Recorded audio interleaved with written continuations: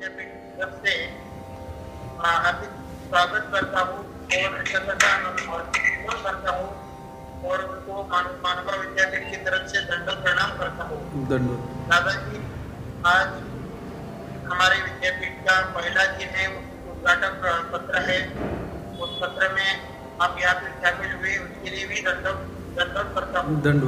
और स्वागत पर हमारे मानवा विद्यापीठ की जो प्लेटफॉर्म पर स्वागत पर हमको यहाँ पे पात्र हुए हैं वो है संदीप राज दादाजी कपाटी, परम पूज्य परमहंस संदीप राज दादाजी कपाटी। उनका भी हम मानवा विद्यापीठ की तरफ से हार्दिक स्वागत करते हैं।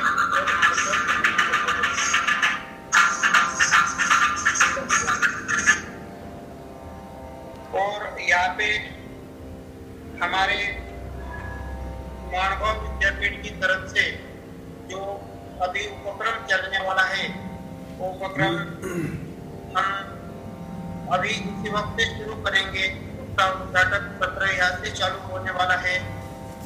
तो उसका आगे का जो हमारा प्रस्तावना का जो भाग है, मैं उस भाग के लिए पहिले स्वागत करून घ्या तुम्ही, दादांचं पूजन वगैरे करून घ्या, सूत्रसंचालकाचं काम पूर्ण आणि लाईव्ह करा प्रोग्राम। लाईव्ह नाही झाला,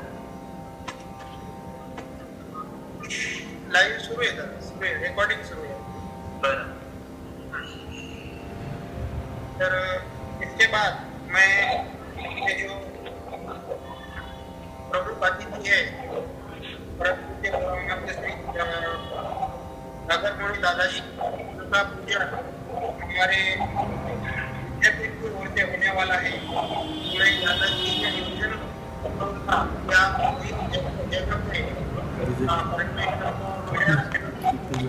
कि हमारे मानवा विद्यापीठ की ओर से होना चाहिए। तो इस सत्र का जो पूजन है, मतलब पूजन करने वाले हैं, वो है चंद्रकला बाई इनकी ओर पूजन होने वाला है। मैं सागर दादाजी को विनती करता हूँ कि आपने वो पूजन परमेश्वर के पास पीड़ा रखकर हमारे विद्यापीठ के ओर से जो होने वाला है उसको शुरुआत करने में ऐसा ये करना है। तो दादाजी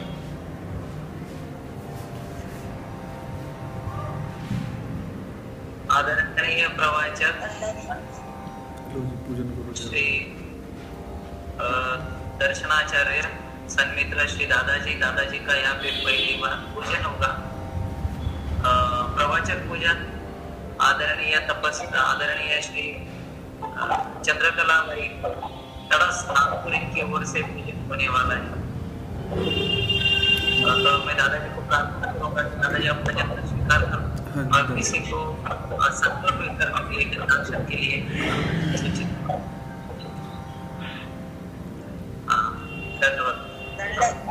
धन्यवाद।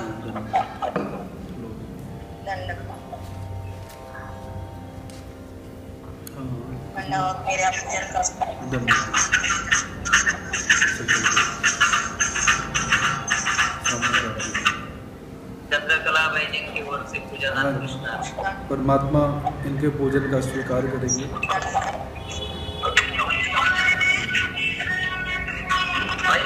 दंडवत करून घ्या।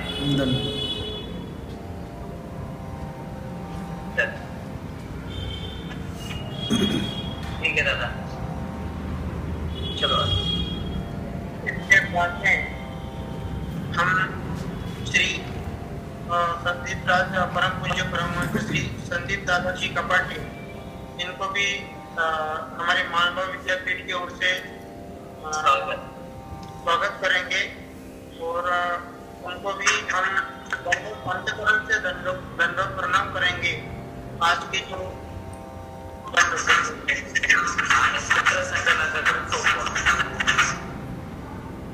इसके बाद में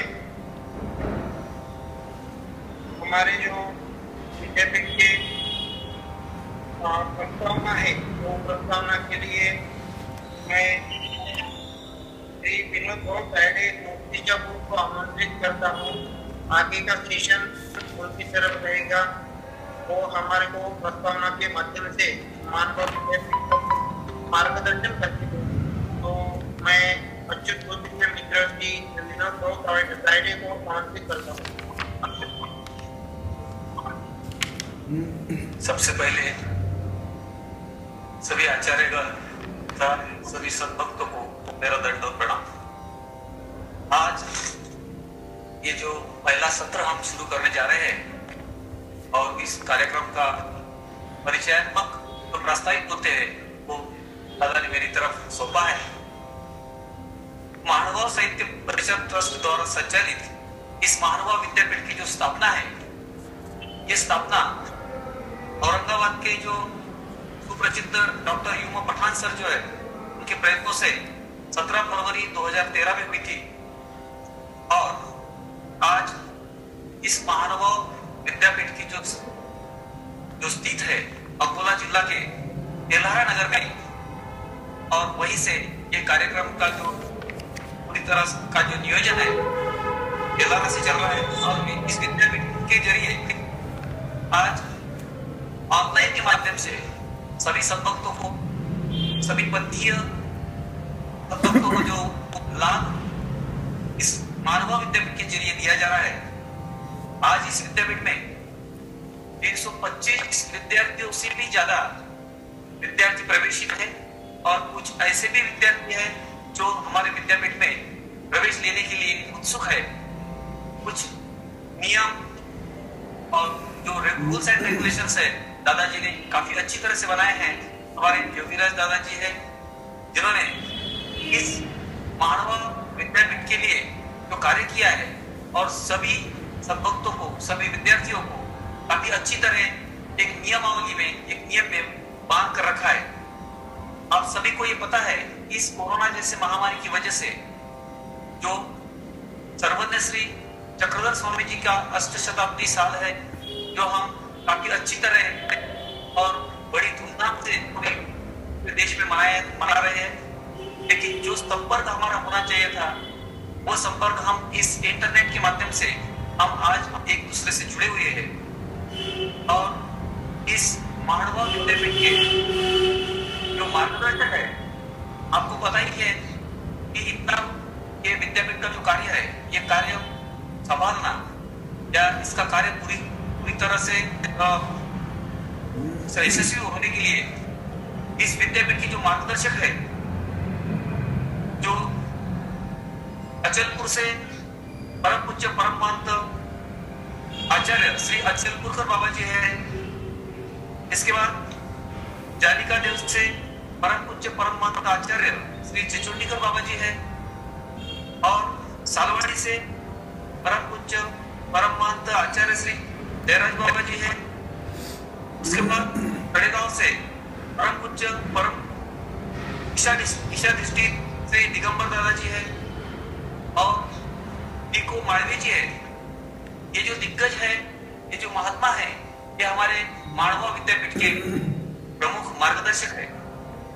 और इस महानुभाव विद्यापीठ के जरिए जो ज्ञान, जो भगवान के जो पूरी तरह से अवगत किया है, जो हमारे विद्यागुरु है इस महानुभाव विद्यापीठ के, वो विद्यागुरु विद्वत रत्न परम पूज्य ईशाधिष्ठित श्री संदीपराज दादा कपाटी जी है। और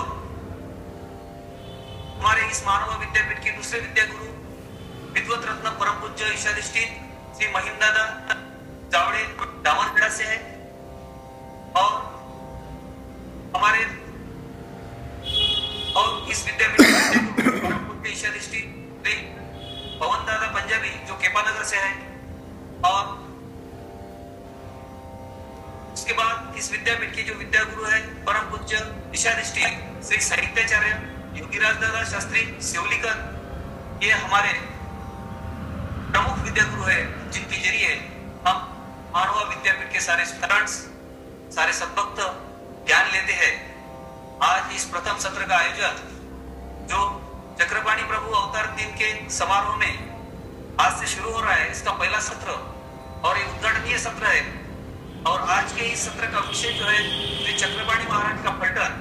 और आज के इसके प्रथम सत्र के जो पहला शुरू का जो सत्र है, और आज के इस सत्र के प्रमुख वक्ता जो है तो विद्वत रत्न परम पूज्य दिशाधिष्ठित दर्शनाचार्य श्री सागर मुनि दादा सातारकर है, जो कि अमृतसर से है। आपको पता है कि ये मानवा विद्यापीठ की जो विद्यापीठ का जो कार्य है ये अभी सिर्फ महाराष्ट्र के लिए सीमित नहीं रहा है, पूरे भारत में फैल चुका है हमारे योगी दादा के जरिए। और उनका जो प्रयास है उनके लिए उनके साथ हम काम करते हैं। और मैं आपको ये भी अवगत करना चाहता हूँ कि आज के जो प्रमुख वक्ता है सागर मुनि दादाजी जो है, इनका जो परिचय है ये छोटा सा परिचय, लेकिन इनका परिचय बहुत बड़ा है। मैं अपने कम शब्दों में बाबा जी का परिचय करता हूँ। आज के परम पूज्य आज के जो वक्ता है परम पूज्य परम आदरणीय श्री सागर मुनि दादाजी शास्त्री दर्शनाचार्य जो है अमृतसर से है। और उनके जो एजुकेशन है, आपको पता होगा कि दादाजी एमए है, एमफिल है, पीएचडी है। और ये जो उच्च विद्या विभूषित है, और जिन्होंने ब्रह्म विद्या का जो ज्ञान है, तो ब्रह्म विद्या वामपुर में इनकी ब्रह्म विद्या का शिक्षण हुआ है वामपुरी में। और जो आज की जो माला है, हम माला बोलेंगे भगवान के लिए, हम चक्रपाणी प्रभु जी की जो माला बना रहे हैं, जो वक्ते जो है आज के जो पहला फूल उस माला में फूंकने जा रहे हैं। मैं दादाजी को सादर दंडवत प्रणाम करता हूँ। और मेरा जो प्रस्तावित है यहाँ पर खत्म करता हूँ। और जो सूत्र संचालन है मैं सूत्र संचालन की तरफ सौंपता हूँ।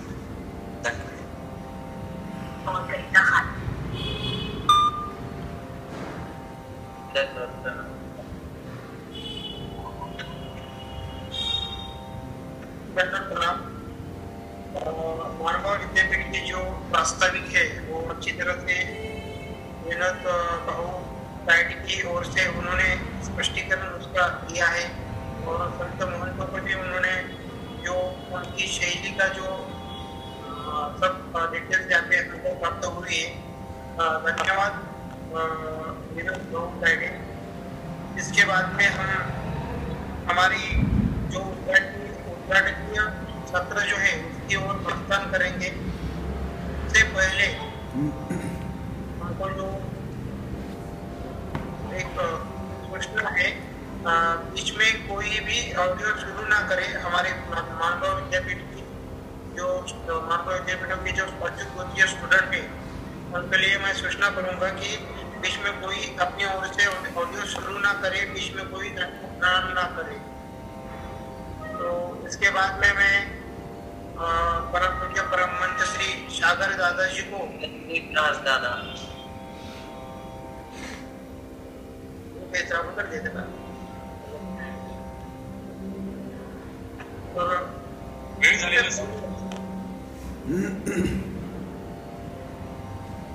परम पूज्य परम मंच श्री संदीप दादाजी को मैं यहाँ पे आमंत्रित करता हूँ।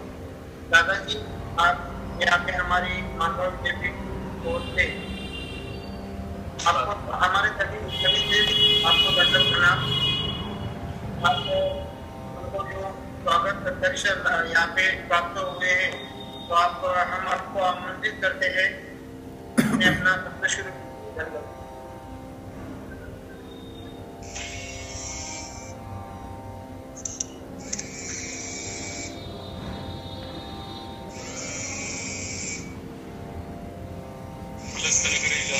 द्वारावत्यां निवासिनम् सौम्यहं चक्रपाणिं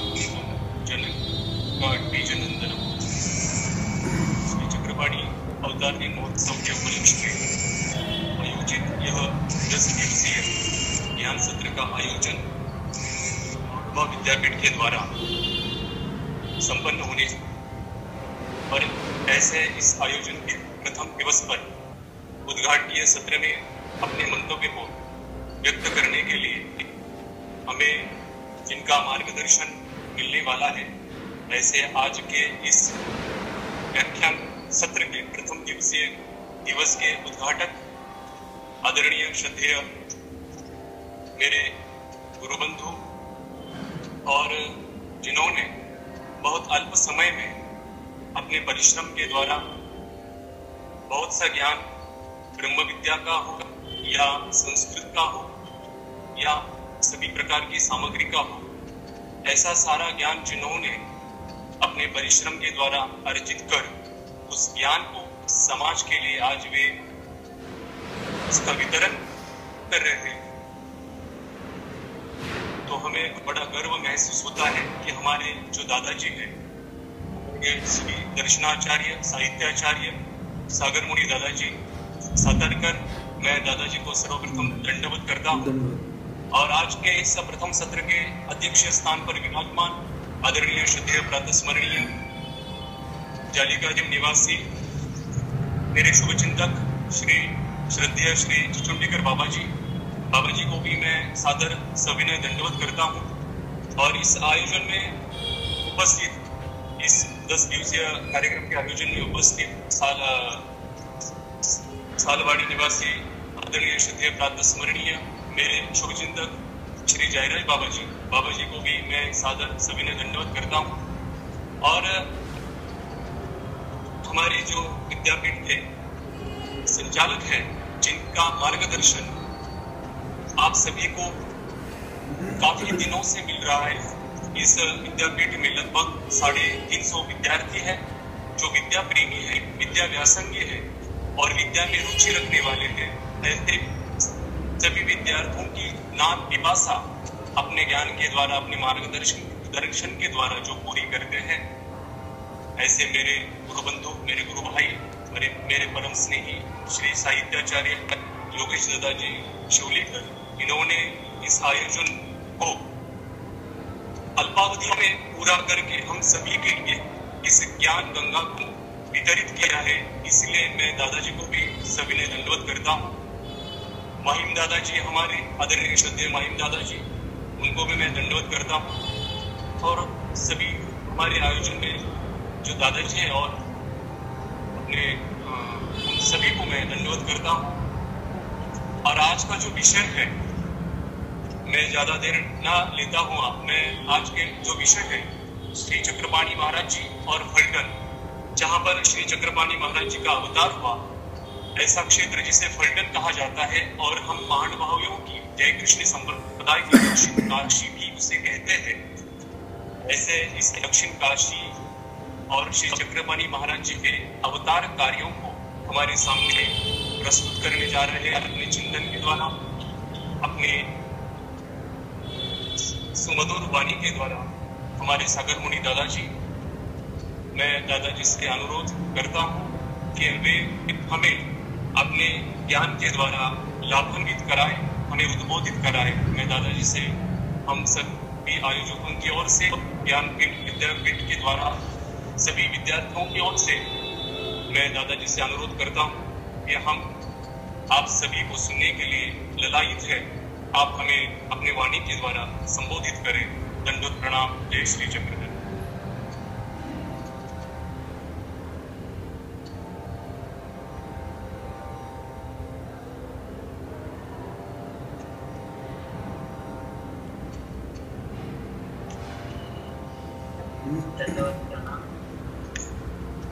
मेरे बड़े भाई आदरणीय श्रद्धेय श्री संदीप दादाजी ने अभी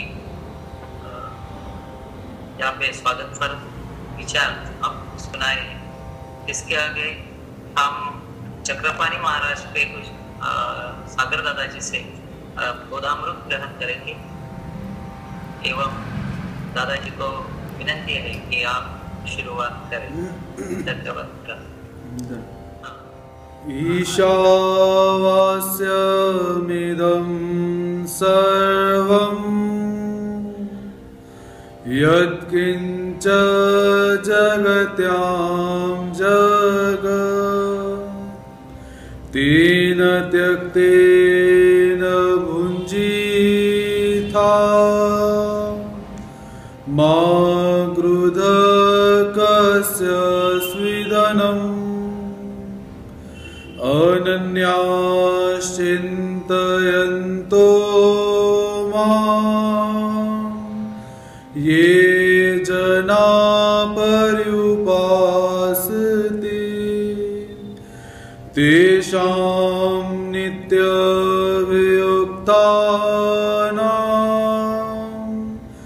योगक्षेमं वहाम्यहम्। अज्ञानतिमिरान्धस्य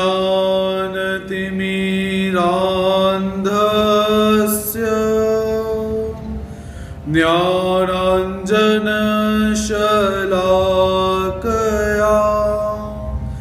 चक्षुरुन्मीलितं येन तस्मै श्री गुरुवे नमः। श्री गोपाल कृष्ण महाराज की जय। महानुभाव साहित्य परिषद ट्रस्ट के द्वारा संचालित महानुभाव विद्यापीठ महानुभाव विश्वविद्यालय जो कि 2013 से कार्यरत है, श्री कृष्ण ज्ञान मंदिर गाड़ेगांव तिल्हारा के सहयोग से आज हम सब यहाँ पर एकीभूत हुए हैं। तो सर्वप्रथम सच्चिदानंद घन स्वरूप परमेश्वर अवतार पद्मावती चरणचारी जिनकी दिव्यांग कांति से सूर्य को भी लज्जा आ जाती है एवं पीतांबरधारी भगवान श्री कृष्ण महाराज जी के चरणारविंदों को स्पर्शित करते हैं। तत्पश्चात जो जीवात्मा को साध्य और साधन प्रदान करने के लिए बार बार इस भूधरा पर अवतार धारण करते हैं, बार बार जीवात्माओं को ज्ञान देने के लिए, साध्य देने के लिए, साधन देने के लिए परमात्मा पुनः पुनः अवतीर्ण होते रहते हैं। ऐसे भगवान श्री चक्रधर स्वामी जी के चरणारविंदों में शत कोटि दंडवत करते हैं। तो आज बहुत ही सुंदर सुयोग अवसर हम सबको प्राप्त हो रहा है कि जिस अवसर के अंतर्गत आज कोरोना काल के अंदर जब हम एकत्र होकर परमात्मा के अवतार दिवस को न मना पाए, ऐसी स्थिति उपस्थित हो चुकी है कि हम सामाजिक दूरी का ध्यान में रखते हुए, सामाजिक दूरी को ध्यान में रखते हुए हमने परमात्मा के अवतार दिवस को मनाना है। तो ऐसी स्थिति के अंदर क्या किया जाए? तो ऐसी स्थिति के अंदर आज के समय में परमात्मा ने हमें एक भौतिक साधन हमें प्रदान किए हुए हैं। जैसे आज हम विभिन्न क्षेत्रों में बैठकर महानुभाव विद्यापीठ के सहयोग से और भौतिक साधनों के माध्यम से हम परमात्मा के अवतार दिवस को मनाने के लिए उद्यत हो रहे हैं। वैसे तो जब परमात्मा के अवतार दिवस को मनाने की बारी आती है तो अक्सर हम करते क्या हैं कि एक दिन का कार्यक्रम रखते हैं और उस दिन भजन कीर्तन करके, अध्ययन करके, ज्ञान चर्चा करके हम उस अवतार कार्य को एक दिन में मना देते हैं। लेकिन यदि इस कोरोना काल के अच्छी बातों की तरफ मैं विचार करूं तो बहुत सारी अच्छी बातें हमें प्राप्त होती हैं। जैसे आज भगवान श्री चक्रपाणी महाराज जी का अवतार दिवस हम 10 दिन पहले ही मनाने के लिए उद्यत हो रहे हैं। आज प्रथम दिवस हम मनाने के लिए यहाँ पर आए हैं और आने वाले 10 दिवस हम भगवान श्री चक्रपाणी महाराज जी का जो अवतार दिवस है उसे ही हम मनाने के लिए जाएंगे। तो आज के इस प्रथम सत्र के जो अध्यक्ष हमें प्राप्त हुए हैं, ऐसे परम पूज्य परम आदरणीय प्रातस्मरणीय श्रद्धेय संत शिरोमणि महंत शिरोमणि कविश्वर कुलभूषण आचार्य प्रवर श्री चिचोंडीकर बाबा जी जालिका देव। तो श्री बाबा जी से आज्ञा ग्रहण करके बाबा जी को शत कोटि दंडवत प्रणाम करके मुझे आयोजक वर्ग के द्वारा जो विषय प्रदान किया गया है उसकी तरफ मैं अग्रसर होता हूं और महानुभाव विद्यापीठ के जितने विद्यार्थी और जितने शिक्षक यहाँ पर मुझे श्रवण कर रहे हैं उन सबको मैं दंडवत करता हूँ, प्रणिपात करता हूँ। और आज के विषय की तरफ हम अग्रसर होते हैं। सबसे पहले जब भी कोई कार्य करना हो, किसी को भी जन्म लेना हो, अवतार लेना हो, लेखन कार्य करना हो, अध्ययन करना हो, इसके अतिरिक्त कोई भी कार्य करना हो, तो उसके लिए एक भूमि की आवश्यकता होती है। यदि अध्ययन की तरफ हम देखें तो अध्ययन करने से पूर्व अध्ययन की भूमिका को बांधा जाता है, भूमिका को स्थापित किया जाता है। और यदि स्थूल रूप से हम देखते हैं तो स्थूल रूप में क्या है, वही भूमिका हमें भूमि रूप में प्राप्त करनी पड़ती है। वैसे ही भगवान जब अवतार लेते हैं, परमात्मा जब अवतीर्ण होते हैं, तो उन्हें भी सर्वप्रथम भूमि की आवश्यकता पड़ती है कि मैंने किस भूमि के अंदर जाकर अवतार को धारण करना है। सबसे प्रथम यदि माता पिता की बात करते हैं तो माता पिता की बात आती है बाद में। सबसे पहले भूमि का चयन, किस क्षेत्र के अंदर, किस भूमि के अंदर मैंने अवतार को धारण करना है, ऐसा परमात्मा निश्चित करते हैं। तो आज भगवान श्री चक्रपाणि महाराज जी, जो कि भगवान श्री कृष्ण महाराज जी के ही अवतार हैं, तृतीय पंच कृष्ण अवतार के जन्मोत्सव को मनाने के लिए हम अध्ययन सत्र के माध्यम से, विद्यापीठ के माध्यम से यहाँ पर एकीभूत हुए हैं। तो आज का जो विषय मुझे आयोजक वर्ग के द्वारा प्रदान किया गया है, भगवान श्री चक्रपाणि महाराज एवं फलटन, कि भगवान श्री चक्रपाणि महाराज जी और फलटन का क्या संबंध है, फलटन भगवान श्री चक्रपाणि महाराज जी से पूर्व कैसा था, और भगवान श्री चक्रपाणि महाराज जी के अवतार को धारण करने के बाद फलटन कैसा हो जाता है, इसके विषय में हम चर्चा करेंगे।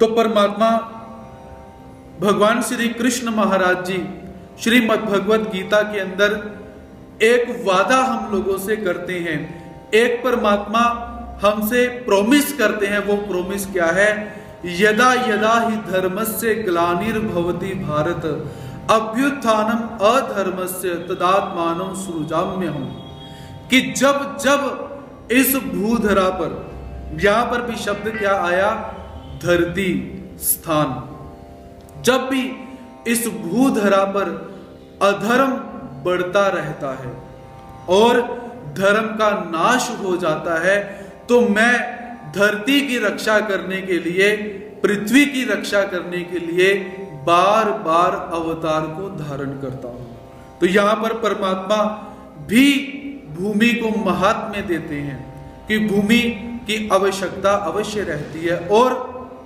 यदि भूमि की बात करें तो माता का जो गर्भ रहता है, वो गर्भ भी भूमि ही रहता है, और पिता की जो धातु है वो बीज रूप में स्थापित होकर एक बहुत बड़ा परमात्मा स्वरूप वट वृक्ष का निर्माण हो जाता है।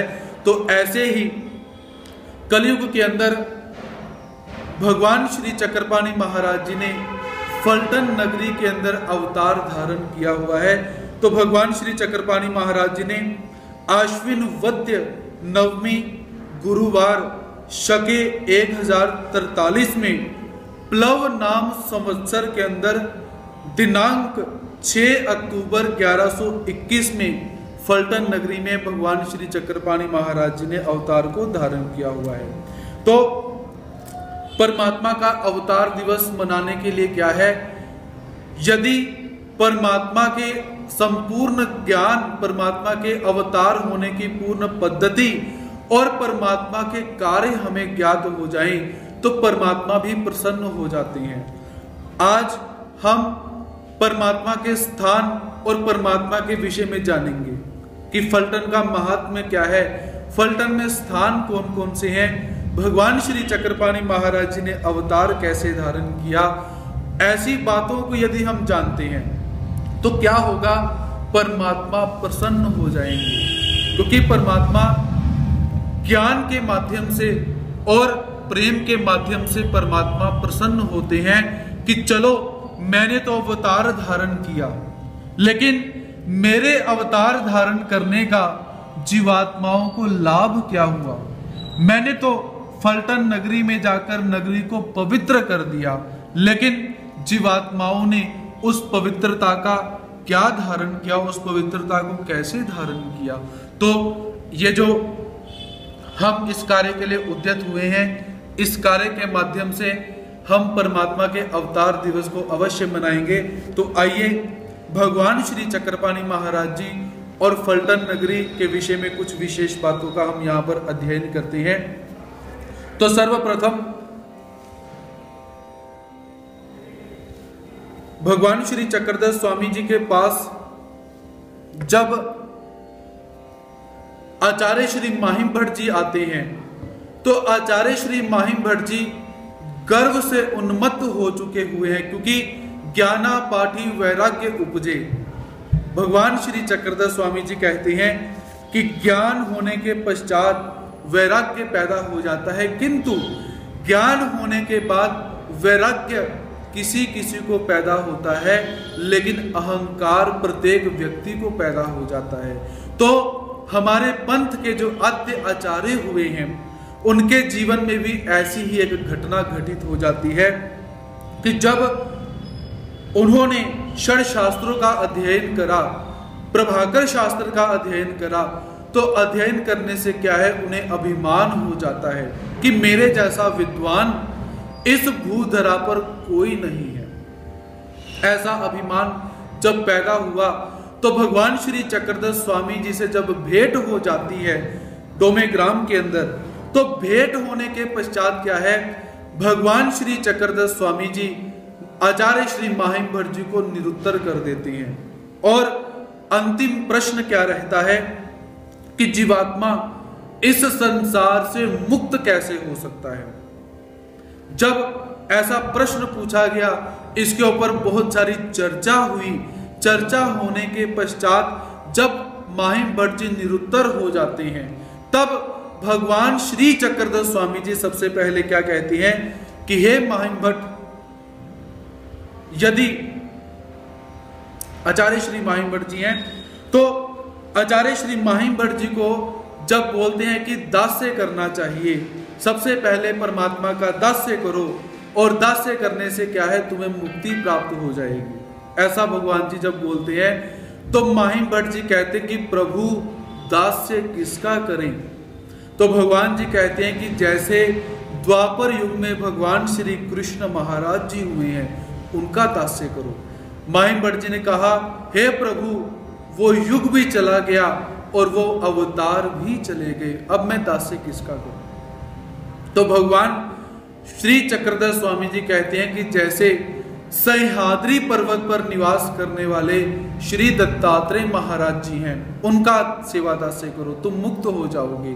लेकिन माहिम भट्ट जी ने कहा कि हे प्रभु, उनका दर्शन अमोघ है, उनका दर्शन ही अमोघ है, तो दास्य कहां से प्राप्त हो जाएगा।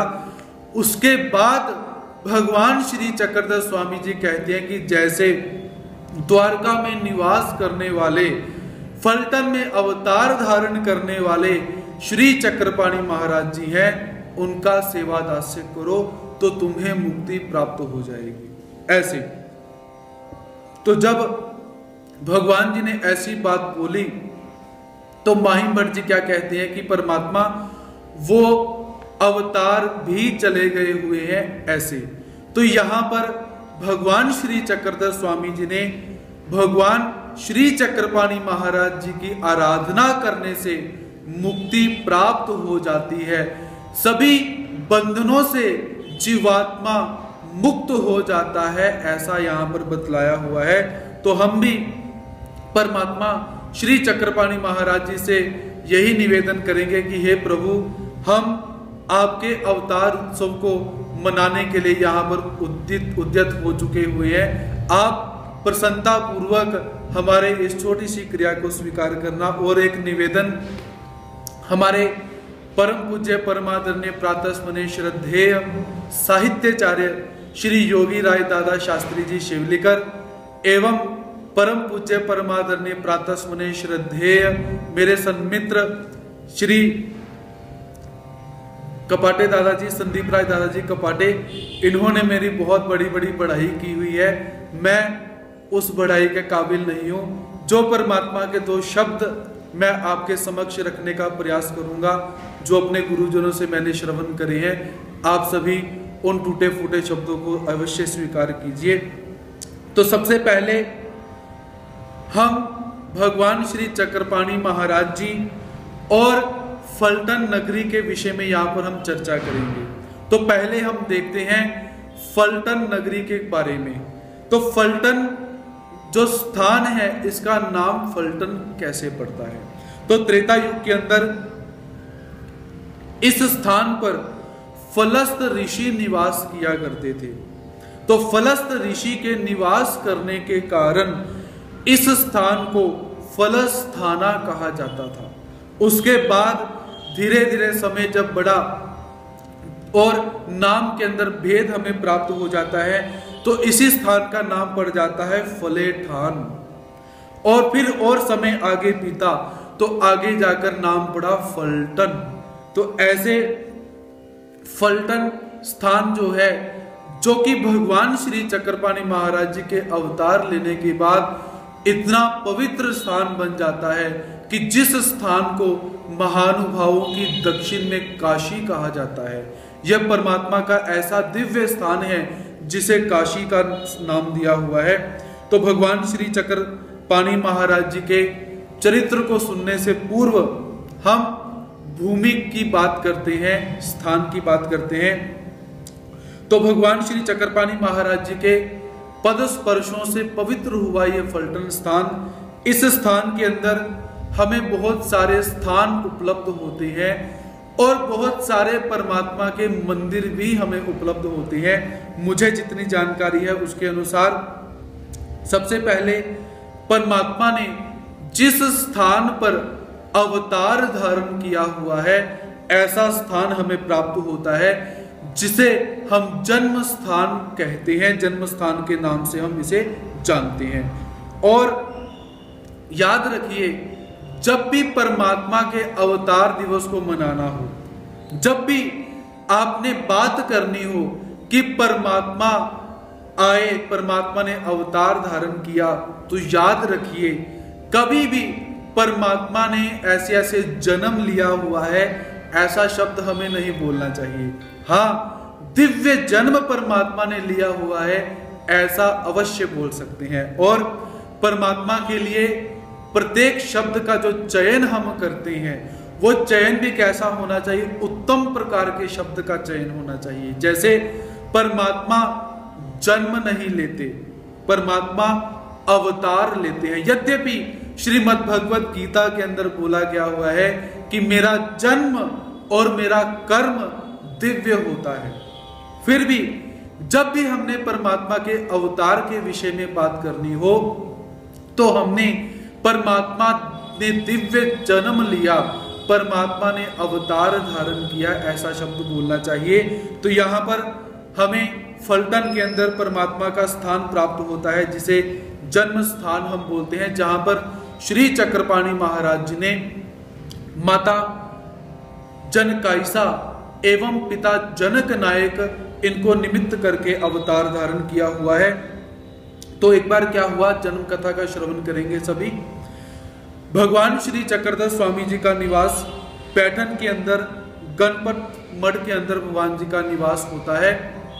तो महताइसा जो कि बहुत चर्चक हैं, जिज्ञासक हैं, जानने की इच्छा जिनको रहती है, तो महताइसा भगवान श्री चक्रधर स्वामी जी के पास बैठी हुई है। और भगवान श्री चक्रधर स्वामी जी के पास बैठी हुई महताइसा भगवान श्री चक्रधर स्वामी जी से प्रश्न पूछती है कि भगवान श्री चक्रपाणी महाराज जी ने कहां पर अवतार को धारण किया, किस पद्धति से परमात्मा ने अवतार को धारण किया। तो ऐसे मुझे हे भगवान जी इसका सविस्तार मुझे वर्णन बतलाइए, मुझे उपदेश करिए, मुझे निरूपण दीजिए। तो ऐसे महादायिसा जी ने जब भगवान श्री चक्रधर स्वामी जी से प्रश्न करा कि भगवान श्री चक्रपाणि महाराज जी की अवतार की विधि मुझे बतलाएं, कैसे भगवान जी ने अवतार लिया, तो भगवान श्री चक्रधर स्वामी जी कहते हैं कि महादायिसा कि आज से कुछ समय पूर्व जीवात्माओं का उद्धार करने के लिए फलटन नगरी के अंदर माता जनकाइसा पिता जनक नायक को निमित्त करके परमात्मा ने अवतार धारण किया हुआ है। तो परमात्मा ने माता पिता को स्वीकार किया, धरती को स्वीकार किया और अवतार को परमात्मा धारण करते हैं, क्योंकि परमात्मा को जीवों का उद्धार करना है। ऐसी इच्छा, प्रवृत्ति, खावनी जिसको हम बोल सकते हैं, तो ऐसी परमात्मा को एक इच्छा रहती है कि मैंने जीवात्माओं का उद्धार करना है, सभी जीवात्माओं को ऊर्ध्व करके मोक्ष देना है। ऐसी जब परमात्मा की प्रवृत्ति हो जाती है तो भगवान श्री चक्रपाणि महाराज जी ने क्या किया कि फलटन के अंदर करहाड़ ब्राह्मण के घर में अवतार परमात्मा धारण करते हैं। आदो श्री फलठानी निज रूप धरनी क्रीडला चौक दानी तेथोनी चक्रपाणी विचरत धानी, ऐसा हमारे तीर्थ मालिकाकार बोलते हैं।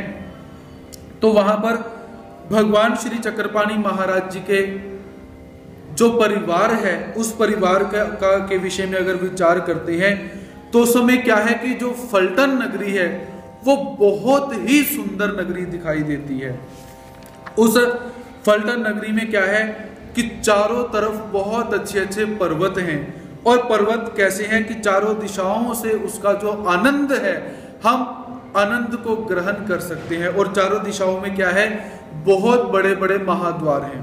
पुराने फलटन स्थान को अगर हम साहित्य के माध्यम से देखने का प्रयास करें, यदि आज आप फलटन नगरी को देखते हो तो आपको क्या दिखाई देगा कि फलटन नगरी कैसी है कि जैसे एक साधारण सा शहर होता है, साधारण सी जो गांव होते हैं, साधारण से जो शहर रहते हैं, ऐसे दिखाई देता है। लेकिन भगवान श्री चक्रपाणि महाराज जी के समय फलटन कैसे है कि पुरंदर पर्वत के नीचे, पुरंदर नामक पर्वत के नीचे एक बहुत सुंदर नगरी बसी हुई है। वो नगरी कैसी है कि चारों दिशाओं से जो लताएं हैं और जो पर्वत हैं उनकी जो छटाएं हैं, उन छटाओं को देखने से कैसे है मन आनंदित हो जाता है। और चारों तरफ से वहां पर 4 महाद्वार भी ऐसे हैं, ऐसा बतलाया जाता है। और फलटन नगरी में उस समय क्या है कि जगह जगह पर बहुत सुंदर मंडप लगाए हुए हैं, जैसे गोपुरे, धावल वाटे और ब्रह्मपुरी, ऐसे छोटे छोटे नाम के जो मंडप हैं, ऐसे मंडप लगाए हुए हैं। तो वहां पर ब्रह्मपुरी नामक जो मंडप है, वहां पर कराड़ ब्राह्मण के कुल में राजनायक नामक एक विद्वान ब्राह्मण निवास करते थे। क्या नाम था उनका? राजनायक। तो ये राजनायक कैसे हैं? बहुत विद्वान हैं एवं सात्विक प्रकृति के हैं। और उस समय कैसे हैं कि जैसे राजे विचरण किया करते हैं, बड़े बड़े विद्वान विचरण किया करते हैं, तो वैसे ही राजनायक उस समय फलटन नगरी के अंदर अपना जो निवास है वो निवास करते हैं। और राजनायक की पत्नी का नाम था राजाइसा, ऐसा हम जान सकते हैं। तो ऐसा उनका जो परिवार था बहुत ही मान मान्यता से और विद्वत्ता पूर्ण वहां पर राज्य कर रहा था। तो परिवार के अंदर जो राजनायक हैं, राजनायक के घर में 7 पुत्र जन्म लेते हैं, जिनमें से सबसे बड़े पुत्र का नाम था रूपनायक। तो रूपनायक सबसे बड़े थे और इनके भी कैसे हैं 7 घर बनाए हुए हैं, 7 आवार बनाए हुए हैं। तो ऐसे सबसे बड़े जो है वो रूपनायक का जन्म हुआ और रूपनायक के आगे जाकर रेमाइसा और जनक नायक करके पुत्र हो जाते हैं। जनक नायक अर्थात भगवान श्री चक्रपाणि महाराज जी के पिता और रूपनायक अर्थात भगवान श्री चक्रपाणि महाराज जी के दादा और राजनायक अर्थात भगवान श्री चक्रपाणि महाराज जी के परदादा। ऐसा हम देख सकते हैं। जो पैतृक परंपरा है, तो भगवान श्री चक्रपाणि महाराज जी के जो पिता हैं उनका नाम है जनक नायक, और दादाजी का नाम है रूप नायक, और परदादा का नाम है राजनायक, ऐसा हम देख सकते हैं। और जनक नायक जब बड़े हो जाते हैं तो जनक नायक की जो शादी है का जनकाइसा के साथ शादी हुई, तो या 19 वर्ष के हैं, ऐसा हमें मतभेद भी दिखाई देता है। तो भगवान श्री चक्रपाणि महाराज जी के पिता की जो शादी है जनकाइसा के साथ हुई, तो जनकाइसा माता के साथ शादी होने के उपरांत भगवान श्री चक्रपाणि महाराज जी ने व्यापार प्रारंभ किया। जो भी उनका पैतृक व्यापार था, शब्द पूना के अंदर व्यापार भगवान जी के जो पुराने लोग हैं वो करते हैं, ऐसा हमें उल्लेख प्राप्त होता है। तो भगवान श्री चक्रपाणि महाराज जी के जो पिता हैं, इनका विवाह हो जाता है माता जनकाइसा के साथ। विवाह हुआ, और विवाह होने के पश्चात क्या हुआ कि इनके घर में कोई भी संतान नहीं हो रही थी। कोई भी संतान ना होने के कारण जो पिता जनक नायक हैं और माता जनकाइसा हैं, ये चिंतित हो जाती हैं, क्योंकि जिसके घर में पुत्र ना हो वह स्वाभाविक ही चिंतित हो जाता है। क्योंकि पुम नामो नरकाद त्रायते इति पुत्र, पुत्र जो पू नामक नरकों से बचाता है उसे पुत्र कहा जाता है, ऐसा हमें शास्त्रों में प्राप्त होता है। तो जिसके घर में पुत्र नहीं होता उसे पू नामक नरक में जाना पड़ता है, ऐसा विद्वान लोग कहते हैं। तो पिता जनक नायक और माता जनकाइसा दुखी हो जाते हैं, प्रभु से प्रार्थना करते हैं कि हे प्रभु, हमारे घर में भी पुत्र हो, हमारे घर में भी कोई पुत्र रत्न पैदा हो जाए, ऐसा हमें कोई वरदान दीजिए। लेकिन काल को और समय को कुछ और ही मंजूर था, उनके घर में पुत्र नहीं हुआ। अब धीरे धीरे क्या हुआ कि आगे जाकर सभी ने कहा कि तुम दूसरी शादी करो, दूसरी शादी करोगे तो तुम्हें पुत्र प्राप्त हो जाएगा। तो इसीलिए जो भगवान श्री चक्रपाणि महाराज जी के पिता हैं वह दूसरी शादी कर लेते हैं, दूसरा विवाह कर लेते हैं रंभाईसा के साथ। लेकिन हुआ क्या कि रंभाईसा के साथ शादी करने पर भी जो उनकी इच्छा थी, जो उनकी मनोकामना थी, वो मनोकामना पूर्ण नहीं होती है। लेकिन परमात्मा की कृपा हुई तो जो पहली पत्नी जो माता जनकाइसा है वो ही गर्भ धारण कर लेती है।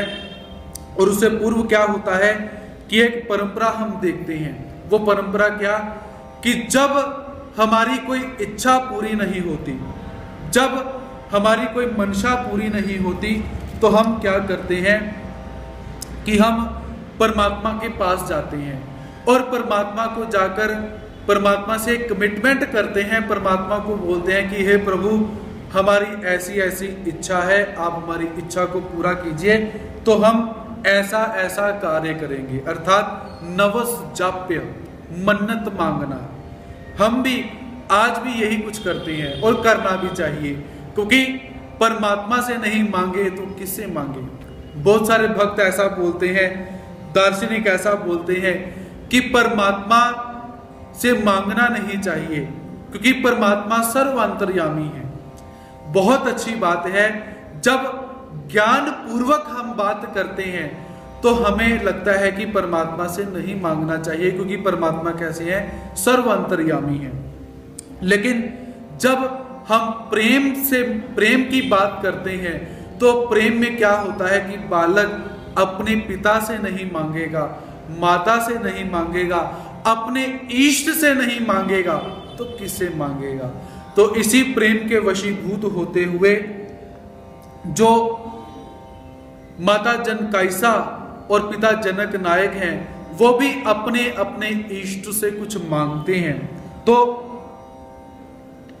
जो जनक नायक, चाकन के अंदर चक्रपाणि नाम की एक देवता थी, तो चाकन के अंदर जनकाइसा माता जी के जो माता पिता हैं वो मन्नत मांगते हैं कि यदि हमारी बेटी के घर में पुत्र पैदा हो जाता है तो हम आपको सोने की मोहरों से आपका पूजन करेंगे और आपके नाम पर ही जो पुत्र होगा उसका नाम रखेंगे। और दूसरी तरफ जो जनक नायक हैं, तो जनक नायक पूर्णा नदी पर स्थित जो चांग देव नामक देवता है, उस देवता के पास जाके वो मन्नत मांगते हैं कि हे हमारे इष्ट देव, यदि मेरे घर में पुत्र पैदा हो जाएगा तो मैं 1000 सोने की मुद्राओं से तेरा पूजन करूंगा और अपने पुत्र का नाम भी तेरे नाम पर ही रखूंगा, आपके नाम पर रखूंगा। ऐसे वो मन्नत मांगते हैं, नवस जाप्य करते हैं। तो ये तो रहा एक देवता का विधान। देवता के पास जाकर मन्नत किया और परमात्मा ने अवतार धारण कर लिया, ऐसा नहीं होता। परमात्मा अपनी स्वेच्छा से जीवात्माओं का उद्धार करने के लिए अवतार को धारण करते हैं, ऐसा हमारा सिद्धांत है। और साथ में यदि हम विचार करें कि यहाँ पर माता जनकाइसा के जो माता पिता हैं, उन्होंने बोल दिया कि हमारे घर में, मेरी बेटी के घर में पुत्र होगा तो मैं जो आपका नाम होगा, चक्रपाणी नाम होगा, वो मैं नाम रख दूंगी। और दूसरी तरफ पिता जनक नायक के जो माता पिता हैं, उन्होंने बोला कि हमारे घर में पुत्र होगा तो हम उसका चांग देव नाम रख देंगे, ऐसा उन्होंने बोला। लेकिन परमात्मा जिस नाम का स्वीकार करते हैं उस नाम को परमात्मा अव्यक्त में ही स्वीकार कर लेते हैं और संयोगिक परमात्मा के बहुत सारे नाम रहते हैं। तो यहाँ पर क्या हुआ कि देवताओं ने जो वरदान दिया उस वरदान को भी निमित्त मानकर और जीवों का उद्धार करने के लिए द्वापर युग के अंदर फल्टन नगरी के अंदर माता जनकाइसा और पिता जनक नायक को निमित्त करके भगवान श्री चक्रपाणी महाराज जी अवतार धारण करते हैं। और जब परमात्मा अवतार धारण करते हैं तो उस समय का वातावरण कोई सामान्य सा वातावरण नहीं रहता होगा, ऐसा हमें लगता है, क्योंकि हमने तो परमात्मा के अवतार को आज तक देखा नहीं कि परमात्मा जब अवतार लेते हैं तो वातावरण कैसा हो जाता है। वो हवा जो चलती है वो हवा कैसी हो जाती है, पुष्पों की सुगंध जो रहती है वो सुगंध कैसी हो जाती है, जो सूर्य निकलता होगा वो सूर्य कैसा निकलता होगा। लेकिन मेरा एक विश्वास है कि जब परमात्मा अवतार धारण करते हैं तो उस समय का जो समय है वो समय कोई सामान्य समय नहीं रहता होगा, वो समय बहुत अच्छा समय होगा। सूर्य प्रतिदिन निकलता है, लेकिन जिस दिन परमात्मा अवतार धारण करते हैं उस दिन सूर्य की लालिमा कुछ और ही रहती होगी, उस दिन सूर्य का तेज कुछ और ही रहता होगा। हवा प्रत्येक दिन चलती है, लेकिन जिस दिन परमात्मा अवतार धारण करते हैं या जब भगवान श्री चक्रपाणी महाराज जी ने अवतार धारण किया होगा उस समय की जो हवा चलती होगी वो ऐसी मनोहर वायु प्रसारित हुई होगी, चली होगी कि प्रत्येक जीवात्मा को आनंद प्राप्त हो रहा होगा। उस दिन भी पुष्पों ने सुगंध प्रदान करी होगी, लेकिन आज से पूर्व पुष्प जिस सुगंध को प्रदान करते थे वो सुगंध सामान्य होती थी। लेकिन आज फल्टन नगरी के अंदर भगवान श्री चक्रपाणी महाराज जी ने अवतार लिया तो आज पुष्प नई नई सुगंध को प्रसारित करते हैं, फैला रहे हैं। माता जनकाइसा पहले भी सुंदर थी और सुंदर ही लगती थी, लेकिन आज माता जनकाइसा के पेट में भगवान श्री चक्रपाणी महाराज जी आ चुके हैं। परमात्मा अवतार लेने वाले हैं और परमात्मा के अवतार लेने से क्या है, माता आज बहुत सुंदर दिखाई दे रही है। क्योंकि आप लोगों ने देखा होगा कि जब बालक का जन्म हो जाता है तो बालक का जन्म होने के बाद केवल उस बालक का जन्म नहीं हुआ, बालक का जन्म होने के उपरांत एक पिता का भी साथ में जन्म होता है और एक माता का भी जन्म होता है। आज से पूर्व जो जनकाइसा थी उसको लोग जनकाइसा बोलते होंगे, लेकिन आज लोग उसे माता जनकाइसा बोल रहे हैं। तो आज एक पिता का भी जन्म हुआ एक माता का भी जन्म हुआ और भगवान श्री चक्रपाणि महाराज जी अवतार धारण करते हैं और परमात्मा ने अवतार धारण किया। और फलटन नगरी जो है आज से पूर्व भी कैसी थी, सुरम्य मनोहर दिखाई देती होगी, क्योंकि हमने तो देखा नहीं, लेकिन परमात्मा ने अवतार धारण किया तो वो फलटन नगरी भी बहुत सुंदर हो चुकी हुई है। तो ऐसा भगवान श्री चक्रपाणि महाराज जी ने अवतार धारण किया। तो जिस स्थान पर भगवान श्री चक्रपाणि महाराज जी ने अवतार धारण किया उस स्थान को जन्म स्थान कहा जाता है और आज के समय में इसे ही बाबा साहेब भी कहा जाता है। पास में ही जो पान फेंकने का स्थान है, इस क्षेत्र को बाबा साहेब के नाम से जाना जाता है, ऐसे जो मैंने श्रवण किया हुआ है।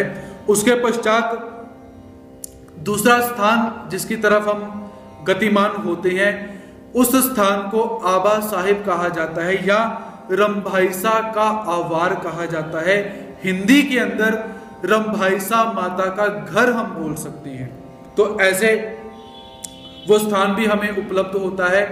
आज जिन्होंने फलटन स्थान को नमस्कार किया होगा उन्होंने जन्म स्थान भी देखा हुआ है जहां पर भगवान जी का जन्म हुआ पड़ा है। तो जन्म स्थान भी देखने के बाद क्या है, हम चलते हैं रंभाईसा के आवार की तरफ। तो वहां पर भी क्या है, एक बहुत सुरम्य मनोहर मंदिर बना हुआ है।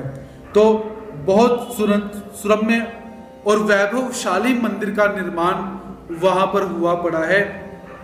तो रंभाईसा के यहाँ भी पुत्र नहीं है। तो 1 वर्ष व्यतीत होने के बाद रंभाईसा अपने पति जनक नायक और अपनी जो सौतेली, आप उसे बोल लीजिए पत्नी है, उनसे निवेदन करती है कि मैं भी बांझ ही हूं, मेरे घर भी कोई पुत्र नहीं है, तो ऐसे मुझे आप ये जो पुत्र आपके घर में पैदा हुआ है ये मुझे दे दीजिए। तो ऐसे उसकी विनंती को मान देते हुए माता जनकाइसा क्या करती है कि भगवान श्री चक्रपाणि महाराज जी को रंभाईसा माता को सौंप देती है। तो माता रंभाईसा एक मत के अनुसार इनकी सौतेली माँ है और दूसरे मत के अनुसार भगवान जी की मौसी है, ऐसा हमें उल्लेख प्राप्त होता है। और ऐसा हम देख सकते हैं कि भगवान श्री चक्रपाणि महाराज जी का जो आगे का जो कुछ जीवन है वो जीवन कैसा है, भगवान जी का जो रंभाईसा माता जी है उनके पास व्यतीत होता है। और उसके पीछे की तरफ यदि हम जाते हैं तो वहां पर हमें रंगशिला नामक स्थान प्राप्त होता है। तो रंगशिला, इसका भी इतिहास आने वाले जो वक्ता है वो आपको बतलाएंगे ही, केवल मैं स्थानों की ही जानकारी आपको प्रदान करूंगा। तो रंगशिला के 5 टुकड़े हमें प्राप्त होते हैं, जो उसका विभाग है रंभाईसा के आवार में लगा हुआ है और एक उसके पीछे जाकर एक मंदिर है, उस मंदिर में वो रंगशिला हमें प्राप्त होती है। तो ऐसे भगवान श्री चक्रपाणि महाराज जी अपनी मासी के पास बड़े होने लग जाते हैं। और धीरे धीरे क्या हुआ कि जब भगवान श्री चक्रपाणि महाराज जी बड़े हुए तो बड़े होने पर अब भगवान श्री चक्रपाणि महाराज जी को किस नाम से पुकारा जाए, क्योंकि नवस जाप किया हुआ है, देवताओं को बोला हुआ है कि हम चक्रपाणि नाम रखेंगे, चांगदेव नाम रखेंगे। तो उस मन्नत को ध्यान में रखते हुए भगवान श्री चक्रपाणि महाराज ने भी दो ही नामों को स्वीकार किया हुआ है। एक भगवान श्री चक्रपाणि महाराज जी, दूसरा भगवान श्री चांगदेव राहुल करके। ऐसे भगवान श्री चक्रपाणि महाराज जी ने इन 2 नामों का स्वीकार किया हुआ है। और तीसरा हमें पाठ भेद एक और प्राप्त होता है, जिसके अनुसार भगवान श्री चक्रपाणि महाराज जी ने श्री चक्रधर ऐसा नाम भी स्वीकार किया हुआ है, ऐसा हम यहाँ पर जान सकते हैं। और भगवान जी कैसे हैं, फलटन नगरी के अंदर धीरे धीरे खेल क्रीड़ाएं करते हुए भगवान जी अपने यौवन की तरफ, अपने आगे की स्थितियों की तरफ भगवान जी बढ़ना शुरू हो जाते हैं। अब जब भगवान श्री चक्रपाणि महाराज जी थोड़ा सा बड़े हुए तो पुराने समय में क्या था कि शादी जल्दी कर दी जाया करती थी। कैसे कि लड़की जो होती थी वो 16-17 साल की लड़की रहती थी और जो लड़का होता था 17-18 साल का लड़का होता था। तो भगवान श्री चक्रपाणी महाराज जी जब बड़े हुए तो बड़े होने के पश्चात क्या है, अब भगवान श्री चक्रपाणी महाराज जी की शादी करनी है, भगवान जी की शादी करने का जो है समय आ चुका है। तो एक बार क्या हुआ, किसी एक भक्त ने डोमे ग्राम के अंदर भगवान श्री चक्रधर स्वामी जी से प्रश्न किया कि हे भगवान श्री चक्रधर स्वामी जी, आप हमें भगवान श्री चक्रपाणी महाराज जी का विवाह कैसे हुआ था, तो ऐसा हमें बतलाएं। तो भगवान श्री चक्रधर स्वामी जी बतलाते हैं कि भाई भगवान श्री चक्रपाणी महाराज जी ने अवतार धारण किया फलटन नगरी के अंदर, और वहां पर ही भगवान श्री चक्रपाणी महाराज जी धीरे धीरे बढ़ना शुरू हो जाते हैं। तो जब भगवान श्री चक्रपाणी महाराज जी 5 वर्ष के हो जाते हैं तो उस समय क्या है, चूड़ावृत बंद नामक एक संस्कार रहता है।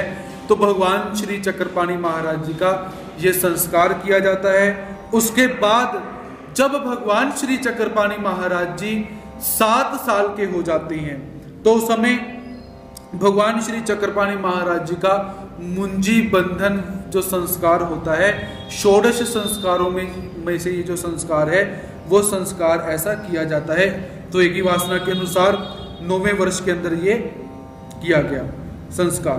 तो हमें यहाँ पर ऐसा उल्लेख प्राप्त होता है कि जिस कन्या से भगवान श्री चक्रपाणी महाराज जी का विवाह होता है वह कन्या भी कैसी है, चाकन में निवास करती है, चाकन की रहने वाली है, अर्थात भगवान जी के जो मामे हैं, जो नानके हैं, उस नानके के में ही निवास करती है। क्योंकि चाकन क्या है, भगवान श्री चक्रपाणी महाराज जी का नानका, भगवान जी के मासी और मामे का घर चाकन के अंदर है, ऐसा हम देख सकते हैं। तो ऐसे भगवान श्री चक्रपाणी महाराज जी का जो विवाह है कमला रानी के साथ, जो कि 16 वर्ष की एक सुंदर कन्या है, उस कन्या के साथ भगवान जी की जो शादी है वो शादी अच्छी विधि विधान से करवाई जाती है। और हमें ऐसा उल्लेख भी प्राप्त होता है, यदि ग्रंथ को मान्यता प्राप्त हो और विद्वान इस बात को मानते हो, तो मैं तो आपको यहाँ पर बतलाना ही चाहूंगा। तो जब भगवान श्री चक्रपाणी महाराज जी का विवाह हुआ तो उस विवाह के अंतर्गत जितनी विधियां होती हैं वो सारी की सारी विधियां अच्छी तरह से की गई है। उस समय वेद ध्वनि की गई है, भगवान श्री चक्रपाणी महाराज जी को बटना लगाया गया है, भगवान श्री चक्रपाणी महाराज जी को सहरा डाला हुआ है, जिस सहरे के अंदर मोती जड़े हुए हैं, पुष्प मालाएं परमात्मा को डाली हुई है। तो परमात्मा कैसे हैं, दूल्हे के वेश के रूप में दिखाई देती हैं। आप सबको अजीब सा लगेगा कि परमात्मा भी दूल्हा बन सकते हैं क्या, लेकिन याद रखिए वेशभूषा कैसी है, समय के अनुसार वो परिवर्तन भी उसका हो सकता है। तो जब भगवान श्री चक्रपाणी महाराज जी की शादी हुई थी उस समय परमात्मा ना तो अवधूत वेश के अंदर हैं और ना ही परमात्मा सन्यासी वेश के अंदर है, ऐसा हम देख सकते हैं। तो परमात्मा की उस निराली झांकी का भी हम थोड़ा सा स्पर्श करते हैं, थोड़ा सा उसे देखते हैं कि जब भगवान श्री चक्रपाणी महाराज जी की शादी हो रही है तो उस समय क्या है, भगवान श्री चक्रपाणी महाराज जी 17 या 18 वर्ष के हैं और कमला रानी जिसके साथ शादी हो रही है वो 16 वर्ष की है और ये चाकन में ही रहने वाली हैं, ऐसा हम देख सकते हैं। और उस समय मंगल वाद्य बज रहे हैं, भगवान जी को उबटना लगाया जा रहा है, भगवान जी को मेहंदी लगाई जा रही है और भगवान जी के श्री मुकुट के ऊपर उन्होंने सहरा भी डाला हुआ है, ऐसा हम देख सकते हैं। और विद्वानों के मतों के अनुसार भगवान श्री चक्रपाणी महाराज जी की शादी में श्री दत्तात्रेय महाराज जी भी आए हुए हैं, ऐसा हमें उल्लेख प्राप्त होता है। तो ऐसा हम भगवान जी का जो विवाह का अवसर है उसे देख सकते हैं। तो परमात्मा ने अब गृहस्थ धर्म का स्वीकार किया हुआ है। यद्यपि परमात्मा अध्यात्म को प्रसारित करने के लिए अवतार लेते हैं, जीवात्माओं को ऊर्ध्व करने के लिए अवतार लेते हैं, तथापि परमात्मा ने गृहस्थ धर्म का स्वीकार किया, क्योंकि यदि परमात्मा को संन्यास वेश में रहकर प्राप्त किया जा सकता है तो परमात्मा को गृहस्थ वेश में रहकर भी प्राप्त किया जा सकता है। मात्र गृहस्थ वेश में रहकर भी क्या है, अनुसरण के जो नियम हैं उन सभी नियमों को पालन अवश्य करना पड़ेगा, ऐसे हम देख सकते हैं। तो इसीलिए यदि श्रीमद् भगवत गीता की तरफ हम विचार करते हैं, अब आप विचार करोगे कि परमात्मा है तो परमात्मा को शादी करने की क्या आवश्यकता, परमात्मा तो तृप्त काम है, परमात्मा तो स्वस्वरूप में रमण होने वाले हैं, तो परमात्मा को गृहस्थ आश्रम में जाने की क्या आवश्यकता पड़ी, ऐसा प्रश्न हमारे मन में उपस्थित होता है। किंतु याद रखिए, युग के अनुरूप और वेश के अनुरूप परमात्मा क्रीड़ा करते हैं। तो परमात्मा ऐसी क्रीड़ा करते हैं, तो परमात्मा ने गृहस्थ धर्म को स्वीकार किया, क्योंकि श्री मद् भगवत गीता के अंदर हम क्या देखते हैं, भगवान श्री कृष्ण महाराज जी कर्म योग का वर्णन करते हैं।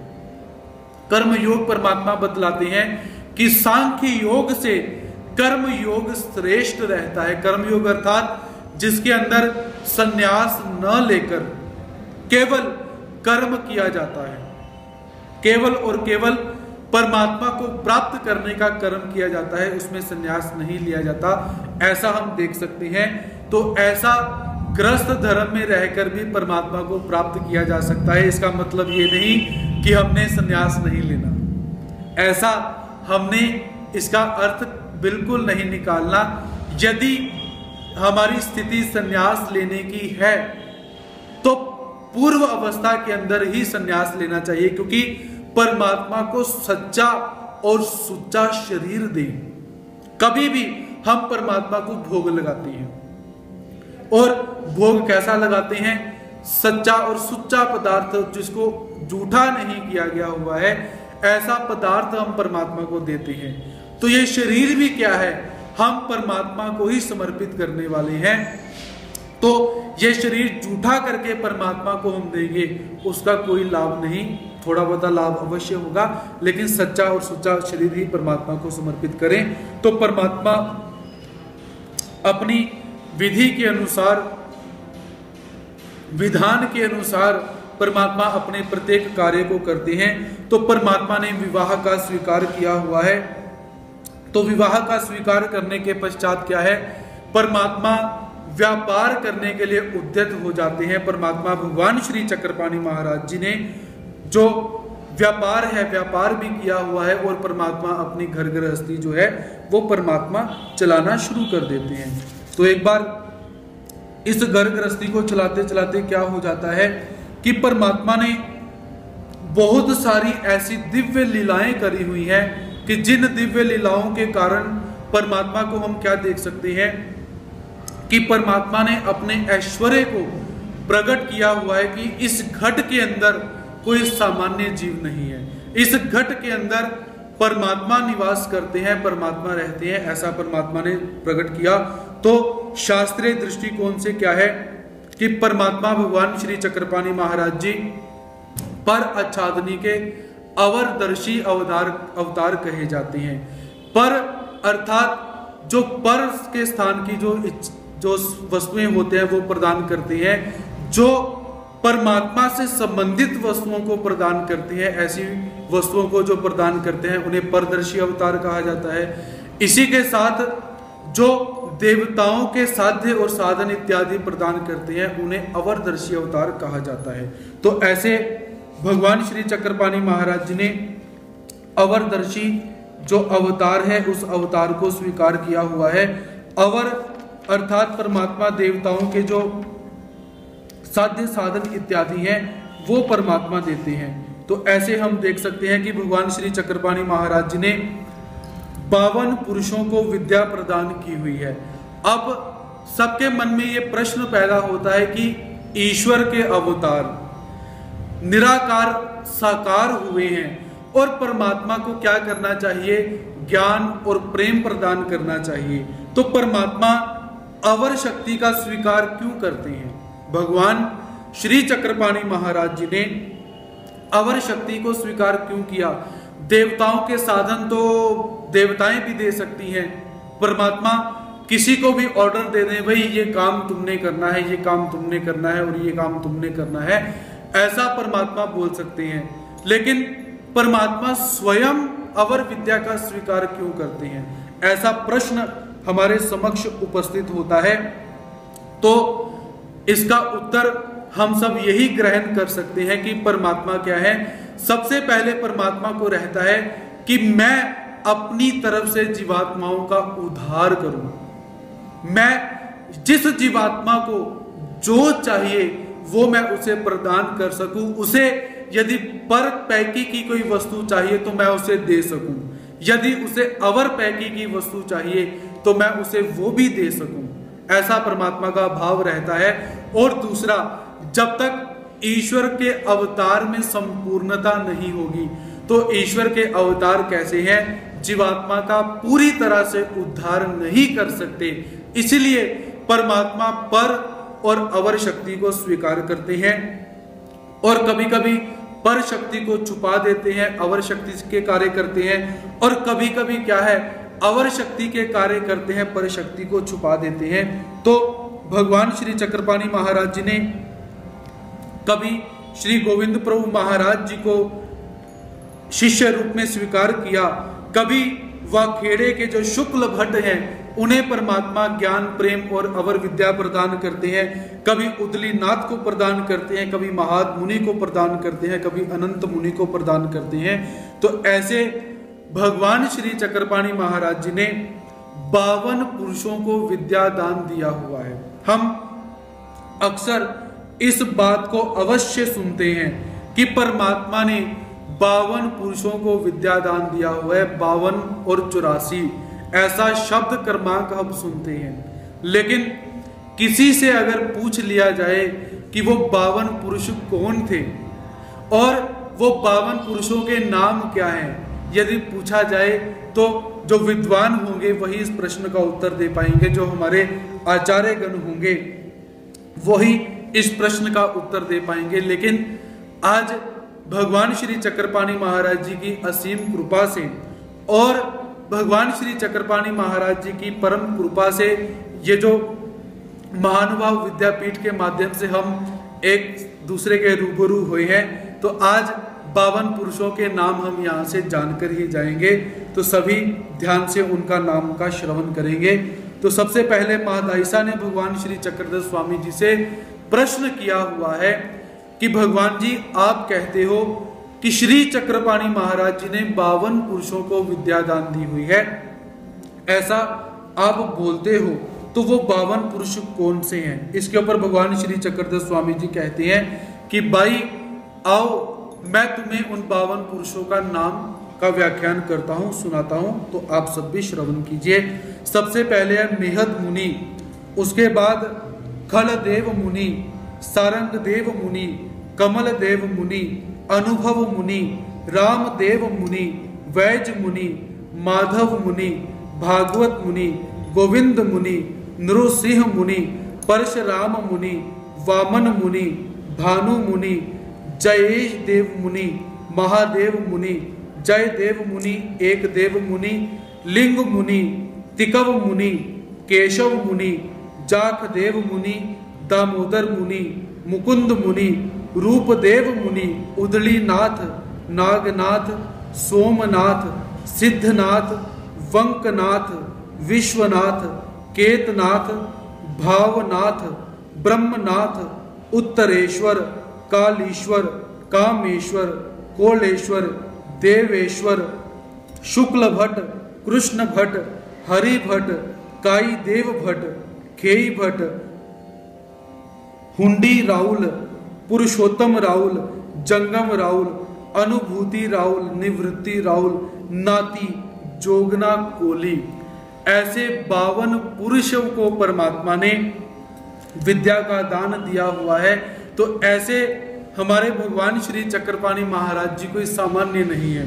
जब भी कोई बात ऐसी निकले कि भगवान श्री चक्रपाणि महाराज जी का जो विस्तार है उस विस्तार को हमने सुनना है। तो हम अक्सर ये बोल देते हैं कि भगवान जी की थोड़ी सी तो लीलाएं हैं, भगवान श्री चक्रपाणी महाराज जी की थोड़ी सी लीलाएं हैं, उसका क्या वर्णन करें, भगवान जी के कर्तृत्व का क्या व्याख्यान करें, भगवान श्री चक्रपाणी महाराज जी के पौरुषत्व का क्या व्याख्यान करें, ऐसा हमें लग जाता है।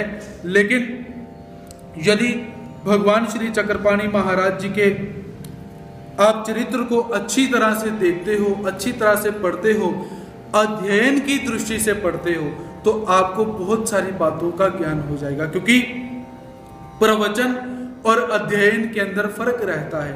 प्रवचन में थोड़े थोड़े विषय को ग्रहण किया जाता है और अध्ययन में क्या है कि अध्ययन के अंदर सविस्तार विषय को ग्रहण किया जाता है।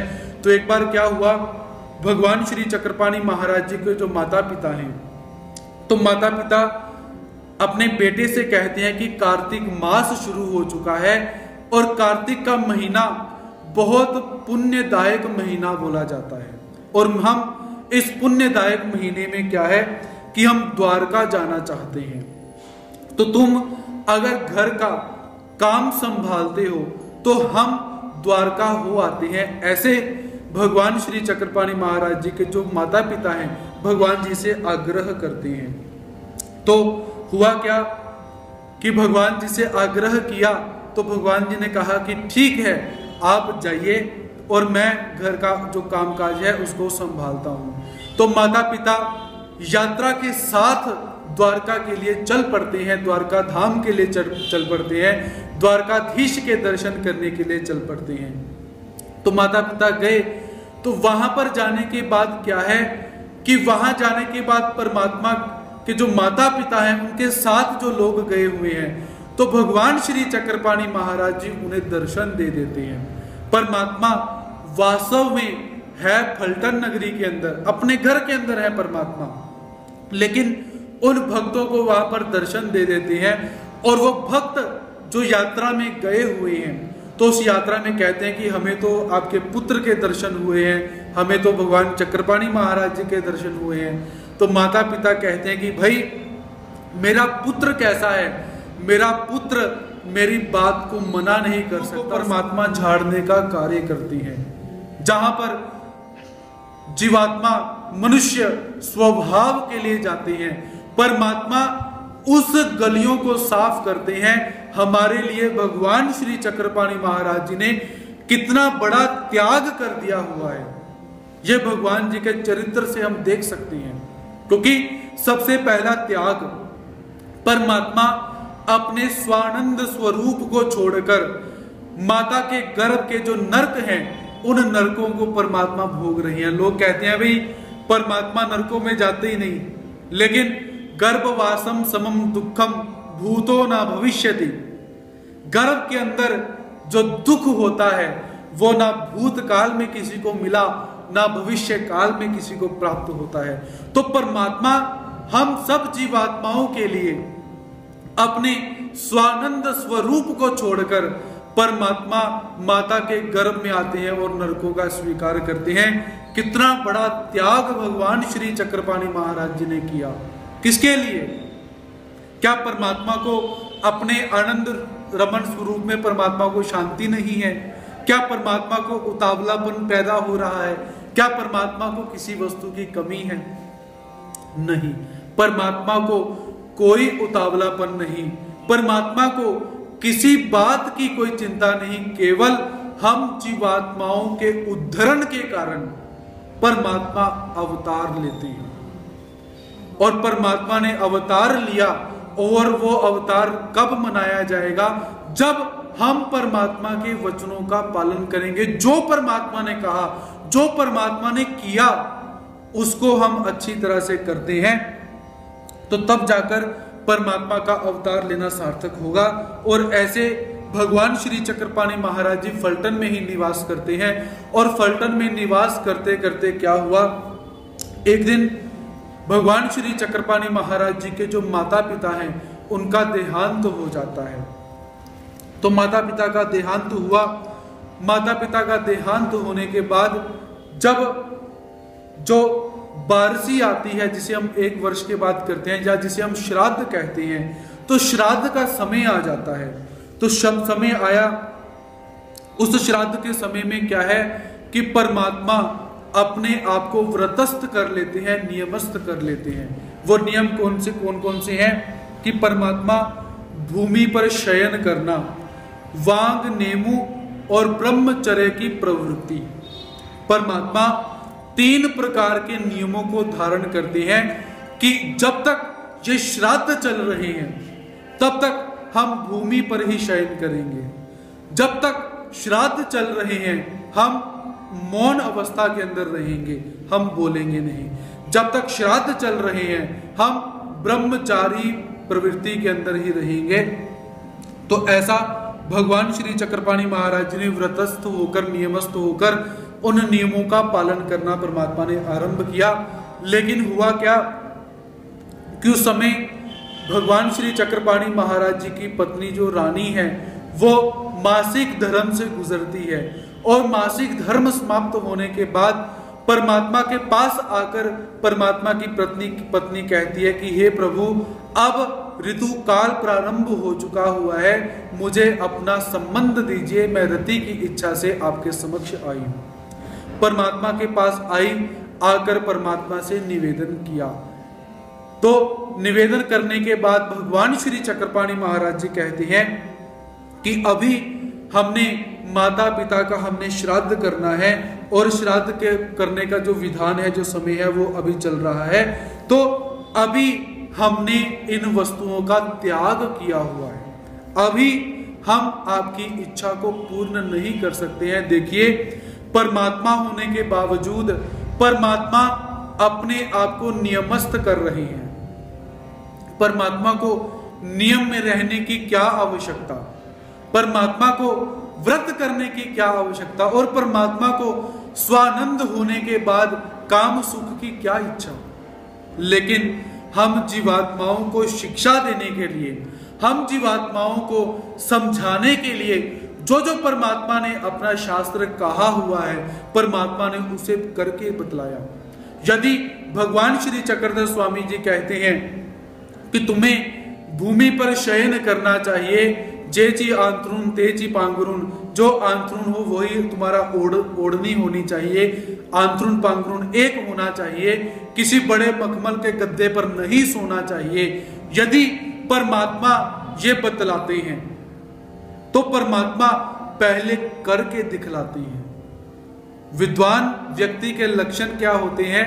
बोलने से पहले वो करने में रुचि रखता है, करने में ध्यान रखता है। तो परमात्मा किसी भी अवतार को आप ले लीजिए, किसी भी अवतार को ले लीजिए, उन्होंने जिस अस्थि परी का आचरण बतलाया, उस अस्थि परी को उन्होंने करके भी बतलाया हुआ है। तो भगवान श्री चक्रपाणि महाराज जी ने भूमि पर शयन, वांग नेमु अर्थात वाणी का संयम, जो कि आज के समय में हो ही नहीं सकता। अगर मैं ऐसा बोलूं तो बहुत अतिशयोक्ति नहीं होगी। पहले भी अक्सर मैंने बहुत से व्याख्यान के अंदर एक संशोधन का वर्णन किया था। तो उस संशोधन में क्या प्राप्त होता है कि बाहर विदेश के अंदर एक रिसर्च हुई। उस रिसर्च में क्या देखा गया कि एक भारतीय 3 जापानियों के बराबर रहता है। एक भारतीय 3 जापानियों के बराबर है, अर्थात जितनी क्षमता एक भारतीय के अंदर है, जितना कष्ट एक भारतीय कर सकता है, वो 3 जापानी मिलकर नहीं कर सकते, ऐसा देखा गया। फिर उस रिसर्च को थोड़ा सा और आगे बढ़ाया गया। फिर उन्होंने क्या किया, 2 भारतीयों को बिठलाया और इधर क्या देखते हैं कि 2 भारतीय बैठकर क्या होते हैं। तो क्या देखते हैं, जब 2 भारतीय इकट्ठे हो जाएं, वो 1 जापानी के बराबर रह जाते हैं, और जब 3 भारतीय इकट्ठे हो जाएं, वो इज इक्वल टू 0, वो 0 जापानी के बराबर रह जाते हैं। अर्थात जब इकट्ठे हो जाएंगे तो गप्पे मारते रहेंगे, निंदा चुगली करते रहेंगे, क्योंकि ये जो ओठ हैं ये बंद होते ही नहीं हमारे भारतीयों के। ये परमात्मा का कोई वरदान हम सबको मिला हुआ है कि कोई शाप हम सबको मिला हुआ है, ये हम नहीं जान सकते। और जब हम भागवत की तरफ जाते हैं तो भागवत में यक्ष धर्मराज युधिष्ठिर से प्रश्न करता है कि भाई सबसे बड़ा आश्चर्य क्या है, सबसे बड़ा आश्चर्य तुम क्या देखते हो? तो धर्मराज युधिष्ठिर क्या कहते हैं, अहन्यो हनि भूतानि गच्छन्ति यम मंदिरम शेषः स्थिरम इच्छन्ति किम आश्चर्य मत्तः परम।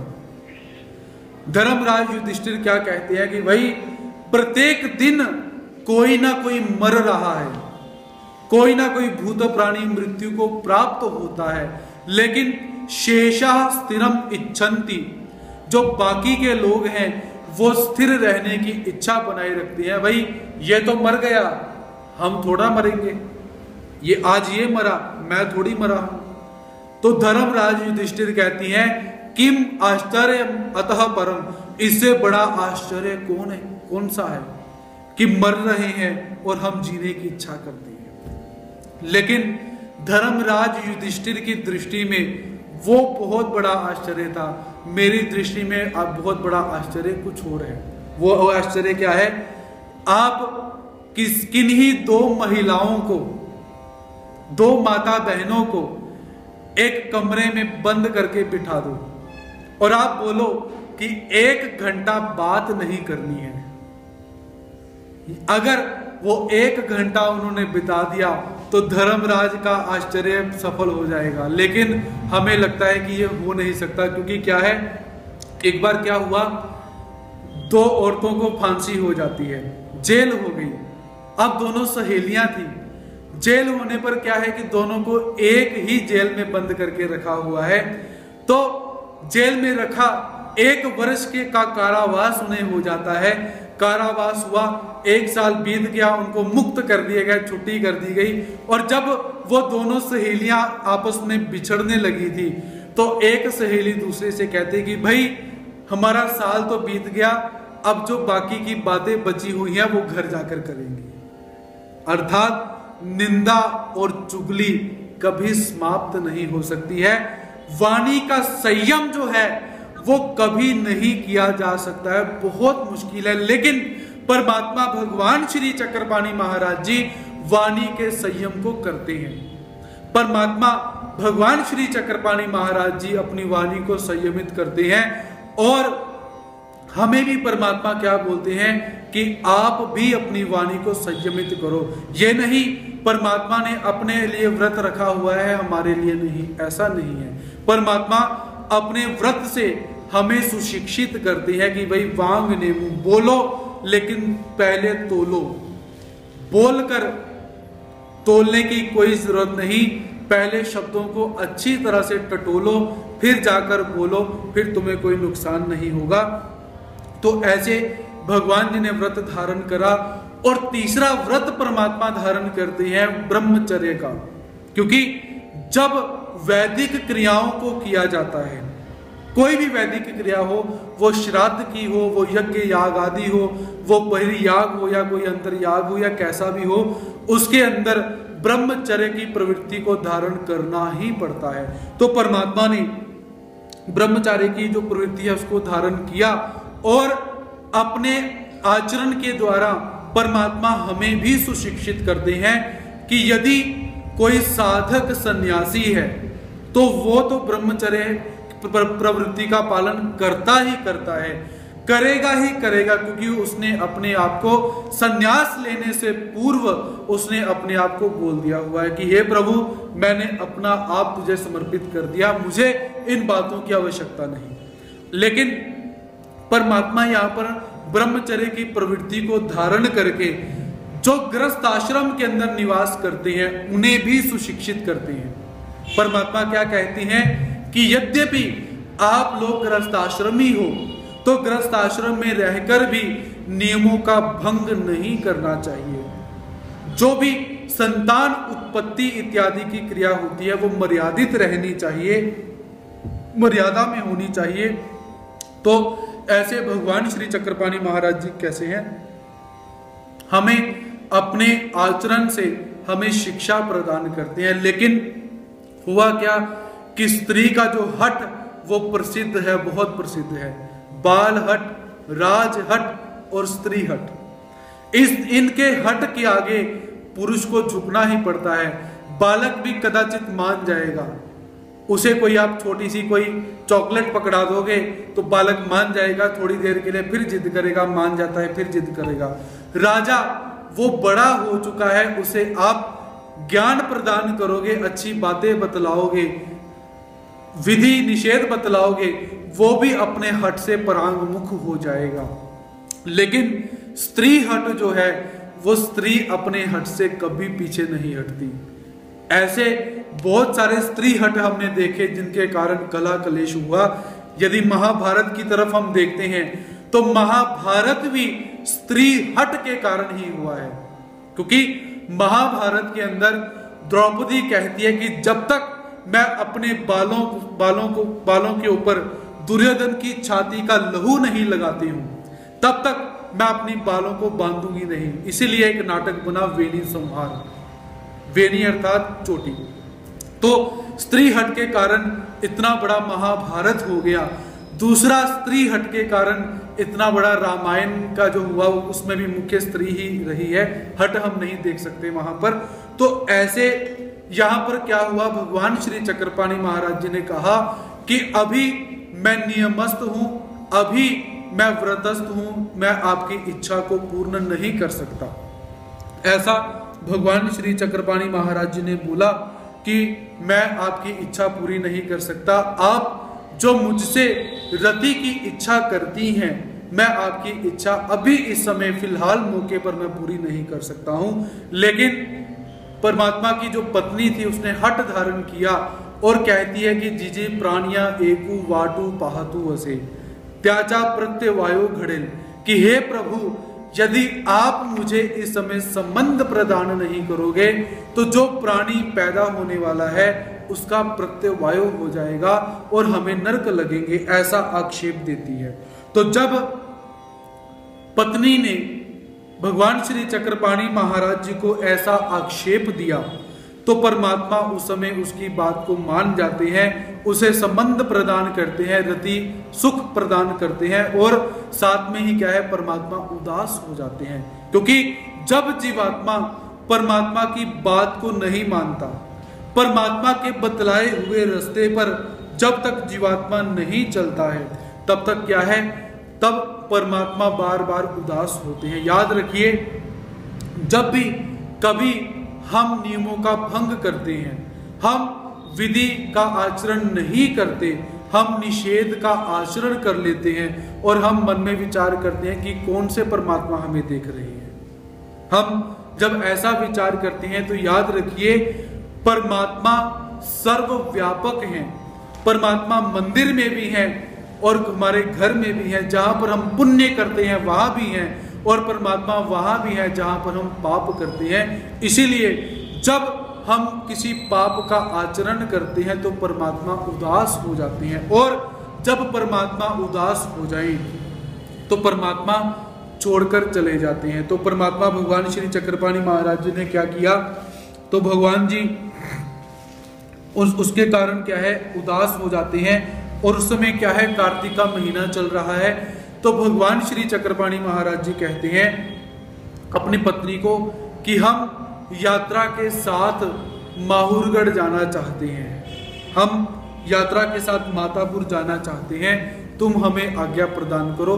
तो पत्नी ने परमात्मा को आज्ञा प्रदान करी और भगवान श्री चक्रपाणि महाराज जी अपनी पत्नी का परित्याग करके वहां से प्रस्थान करते हैं। जब भगवान श्री चक्रपाणि महाराज जी निकले तो पत्नी परमात्मा को देख रही है और बहुत सारे लोग परमात्मा को विदा करने के लिए आए हुए हैं, लेकिन परमात्मा अपनी पत्नी से इतना उदास हो चुके हुए हैं कि परमात्मा ने पीछे मुड़कर भी नहीं देखा। इतनी उदासीनता परमात्मा स्वीकार करती है और परमात्मा यात्रा के साथ मातापुर के लिए प्रस्थान करते हैं। और मातापुर की तरफ जाते जाते क्या हुआ कि जब भगवान श्री चक्रपाणि महाराज जी मातापुर पहुंच जाते हैं तो मातापुर पहुंचने के बाद क्या है, जब पर्वत के ऊपर परमात्मा चढ़ रहे हैं, आधे लोग आगे हैं, आधे लोग पीछे खड़े हैं, भगवान श्री चक्रपाणि महाराज जी बीच में खड़े हुए हैं। और ऐसी स्थिति में क्या हो जाता है कि साथ में पर्वत और जो जंगल लगा हुआ है जिसमें बांस लगे हुए हैं, उसमें से एक वाघ निकलता है, सिंह निकलता है और जोर से आवाज लगाता है, जो अपनी गर्जना है उस गर्जना को करता है। तो जैसे ही लोगों ने सुना कि वाघ आ गया, वाघ आ गया, वाघू वाला, तो आगे के लोग आगे की तरफ भाग जाते हैं और पीछे के लोग पीछे की तरफ भाग जाते हैं, लेकिन भगवान श्री चक्रपाणि महाराज जी वहीं पर खड़े रहते हैं। और भगवान श्री चक्रपाणि महाराज जी वहां पर खड़े रहते हैं। तो वहां पर होता क्या है कि भगवान श्री दत्तात्रेय महाराज जी उस वाघ के वेश के अंदर विलक्षण अवतार को धारण करके परमात्मा प्रकट होते हैं और भगवान श्री चक्रपाणि महाराज जी के श्री मुकुट के ऊपर अपना पंजा रखकर भगवान जी को जो शक्ति है, परावर शक्ति है, वो प्रदान करते हैं और भगवान श्री चक्रपाणि महाराज जी प्रसन्न होकर उसे स्वीकार भी करते हैं। ऐसा हम देखते हैं। तो ये ऐसा क्यों किया? और आगे जाकर भगवान श्री चक्रपाणि महाराज जी श्री गोविंद प्रभु महाराज जी को जाकर शक्ति प्रदान करते हैं। ऐसा क्रम परमात्मा को करने की क्या आवश्यकता? परमात्मा का स्वरूप तो अंदर से ही बुद्धमय स्वरूप है परमात्मा का, अर्थात परमात्मा ने जेब में सब कुछ रखा हुआ है, जब जरूरत पड़े निकाल के परमात्मा खर्च कर सकते हैं। परमात्मा को लेने के लिए कहीं जाना नहीं पड़ेगा। जैसे आप लोग बाजार जाते हो, बाजार गए तो बाजार जाकर आप 1000 रुपया लेकर गए, तो 1000 रुपये का आपने सामान खरीद लिया और सामान खरीदना है, आपके पास द्रव्य समाप्त हो जाता है, तो आप क्या करते हो? घर आते हो, पैसा लेते हो, फिर जाते हो। तो परमात्मा को ऐसा करना पड़ेगा? ऐसे नहीं है। परमात्मा ने अवर स्वीकार किया, पर शक्ति के कार्य करने हो तो परमात्मा बोलेंगे भाई मेरे को पर शक्ति दो जी, मैं काम करूं आगे। ऐसा नहीं है। परमात्मा का स्वरूप कैसे रहता है? बुद्धमय स्वरूप परमात्मा का रहता है, लेकिन गुरु परंपरा को मान देने के लिए, गुरु परंपरा को चलाने के लिए परमात्मा भी गुरु को धारण करते हैं। भगवान श्री चक्रपाणि महाराज जी ने श्री दत्तात्रेय महाराज जी को गुरु धारण किया और स्वयं भगवान श्री गोविंद प्रभु महाराज जी के गुरु बन जाते हैं। और परमात्मा के ऐसे बहुत सारे दिव्य चरित्र हमें प्राप्त होते हैं।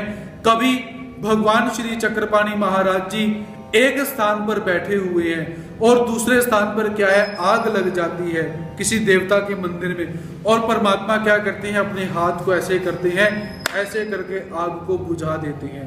कभी किसी स्त्री की उंगली जल जाती है खाना बनाते हुए, श्री गोविंद प्रभु महाराज जी उस उंगल को मुंह में रखते हैं, उसकी पीड़ा का हरण कर लेते हैं। कभी परमात्मा किसी को वाराणसी लेकर आते हैं, कभी किसी को परमात्मा वाराणसी से वापस ले आते हैं। कभी परमात्मा श्राद्ध ग्रहण घर के अंदर जाकर भोजन का स्वीकार कर लेते हैं। कभी किसी देवता के मंदिर के सामने एक बैल मर जाता है और उस बैल के मरने से क्या है, मंदिर की विधि रुक जाती है, तो परमात्मा एक छोटा सा पत्थर मारकर उस जीवात्मा को जीवित कर देते हैं। तो कभी परमात्मा क्या करते हैं, अपनी नाभि से जो चमेली का तेल होता है उस तेल को निकालते हैं और सारे के सारे मटके भर भर के उस तेल को लेके चले जाते हैं।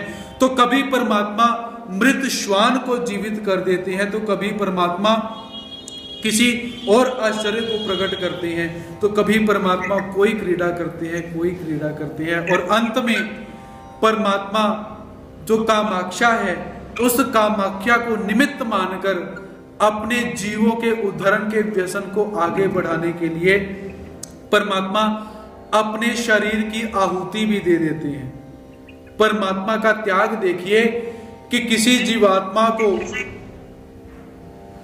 जो है, उस जीवात्मा के खातिर कि ये जो शरीर है, जो भगवान श्री चक्रपाणि महाराज जी का जो पुर है, इस पुर में उभय शक्ति का स्वीकार नहीं किया, जीवों के उद्धरण का व्यसन का स्वीकार नहीं किया, इसीलिए मैं इस शरीर का जीवात्माओं के लिए त्याग कर देता हूं और जाकर भड़ोच में भगवान श्री चक्रधर होकर वर्तता हूं।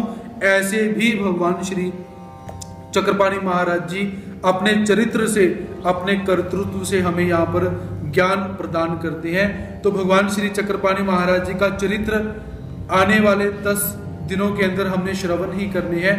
तो आज के सत्र में मुझे आयोजक वर्ग के द्वारा जो सेवा प्रदान की गई थी, तो अपने टूटे फूटे शब्दों में इस सेवा को करने का मैंने प्रयास किया है। जाने अनजाने के अंदर बीच में बहुत सारी गलतियों का होना स्वाभाविक है, क्योंकि जहां पर जीव है वहां पर गलती अवश्य ही रहेगी। हम कोई परमात्मा के समक्ष बड़े अधिकरण नहीं बने और ना ही हम बनेंगे। हम परमात्मा के एक दास बनकर, परमात्मा के सेवक बनकर, परमात्मा की ऐसे ही हम धर्म कर्म को हम करते रहें, परमात्मा की प्रसन्नता को प्राप्त करते रहें। तो मुझे महानुभाव विद्यापीठ के माध्यम से परम पूज्य परमादरणीय प्रातः स्मरणीय श्रद्धेय मेरे सन्मित्र, जो जिनका और मेरा अभ्यास एक ही आश्रम के अंदर हुआ पड़ा है, वो समय मैं आज भी जब याद करता हूं तो मेरे मन के अंदर वो सात्विक भाव आज भी पैदा हो जाते हैं। तो आप सबको मैं ये बतलाना चाहूंगा कि ऑनलाइन क्लासेस बहुत लगी, बहुत सत्र प्रसारित हुए। मुझे बहुत सारे जो हमारे सन्मित्र हैं उन लोगों ने मुझे बोला कि आप भी कुछ सहयोग प्रदान कीजिए, लेकिन मैं ना कर देता था कि भाई मुझे बहुत अजीब सा लगता है, मैं ये लाइव सत्र मैंने कभी किया भी नहीं और मुझे बहुत अजीब सा लगता है, मुझे नहीं अच्छा लगता है ऐसे।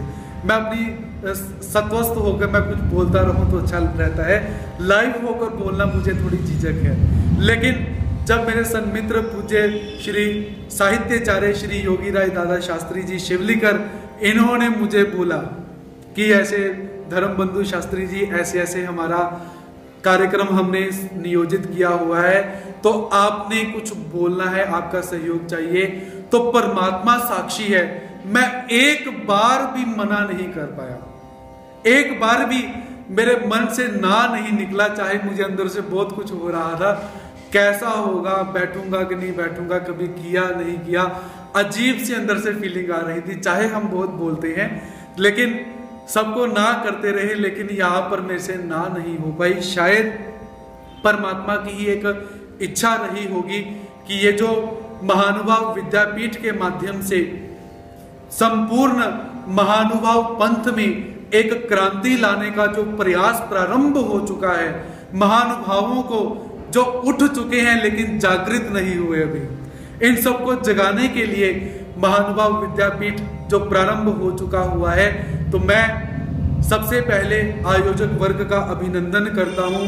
आयोजक वर्ग को मैं उत्साह प्रदान करता हूं, मैं धन्यवाद करता हूं जो आप इस कार्य के लिए संलग्न हो चुके हुए हैं। और परम पूज्य परम आदरणीय प्रातः स्मरणीय श्रद्धेय मेरे गुरु बंधु सन्मित्र ईशाधिष्ठित साहित्याचार्य श्री योगी राय दादाजी शास्त्री शिवलीकर दादाजी का मैं आभार व्यक्त करता हूं, जो मुझ किंकर को यहाँ पर सेवा देने के लिए आपने यहाँ पर मुझे सहयोग आपने अपेक्षित किया, आपने मेरे से सेवा मांगी और आपने मुझे ऐसा मंच प्रदान करा कि जो मंच आने वाले समय में बहुत विशाल होने वाला है। आज भी विशालता को प्राप्त हो चुका है, लेकिन आने वाले समय के अंदर बहुत बड़ी विशालता को प्राप्त करने वाला है महानुभाव विद्यापीठ। तो परमात्मा के श्री चरणों में यही अपेक्षा करता हूँ, यही साधुवाद करता हूँ कि महानुभाव विद्यापीठ आने वाले समय के अंदर उस स्तर पर पहुंचे जिस स्तर पर बड़ी बड़ी यूनिवर्सिटियां काम कर रही हैं, बड़े बड़े विद्यापीठ काम कर रही हैं, ऐसे स्तर पर पहुंचे और महानुभाव धर्म का प्रचार और प्रसार हम सब मिलकर ऐसे ही करते रहें। तो मैं अपने बड़े हुए शब्दों को यहीं पर विराम देता हूँ। सभी साधु संतों के प्रति और विद्यार्थियों के प्रति प्रणति सादर करता हूँ, स्वीकार करेंगे। जय श्री कृष्ण। दंडवत।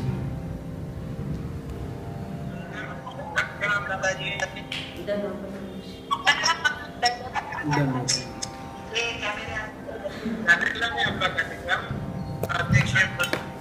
भाषण रख रहे हैं। प्रणाम दादाजी। धन्यवाद। प्रणाम दादाजी। धन्यवाद। प्रणाम दादाजी। धन्यवाद। बहुत ही सुंदर, एकदम बढ़िया। कार्यक्रम झालेला नाही अजून आपला, थोडा राहिला 10-15 मिनिटाचा। बहुत सुंदर दादाजी, आपने परमेश्वर का ज्ञान हम मानव विद्यापीठ के जो तरुणी और अच्युत गोत्रीय वर्ग है उनके हृदय में कुछ ज्ञानार्पण करने का आपने प्रयास किया, उसके लिए बहुत बहुत धन्यवाद दादाजी। धन्यवाद। इसके बाद में हमको जो अध्यक्ष इस प्रोग्राम के लिए लाभने वाले थे परम पूज्य परमानंद श्री आचार्य चिंचोलीकर बाबा, और लेकिन नेटवर्क की प्रॉब्लम की वजह से वो हमको आज यहाँ पे जुड़ नहीं पाए, पर लेकिन उन्होंने हमारे लिए एक संदेशा दिया है कि मानवा विद्यापीठ के लिए बहुत बहुत शुभकामनाएं, और मेरी तरफ से कुछ 10 मिनट के लिए परम पूज्य परमहंस श्री योगी दादा शेवलीकर मेरी तरफ से बात करें, ऐसा मैं उनको निवेदन करता हूँ कि दादाजी आप 10 मिनट हमारे लिए उनकी तरफ से कुछ बताइए दादाजी। व्यवस्थित झालेलं आहे त्यांचं, अमृतसर वाल्या दादांचं चांगलं झालेलं आहे असं द्या आता।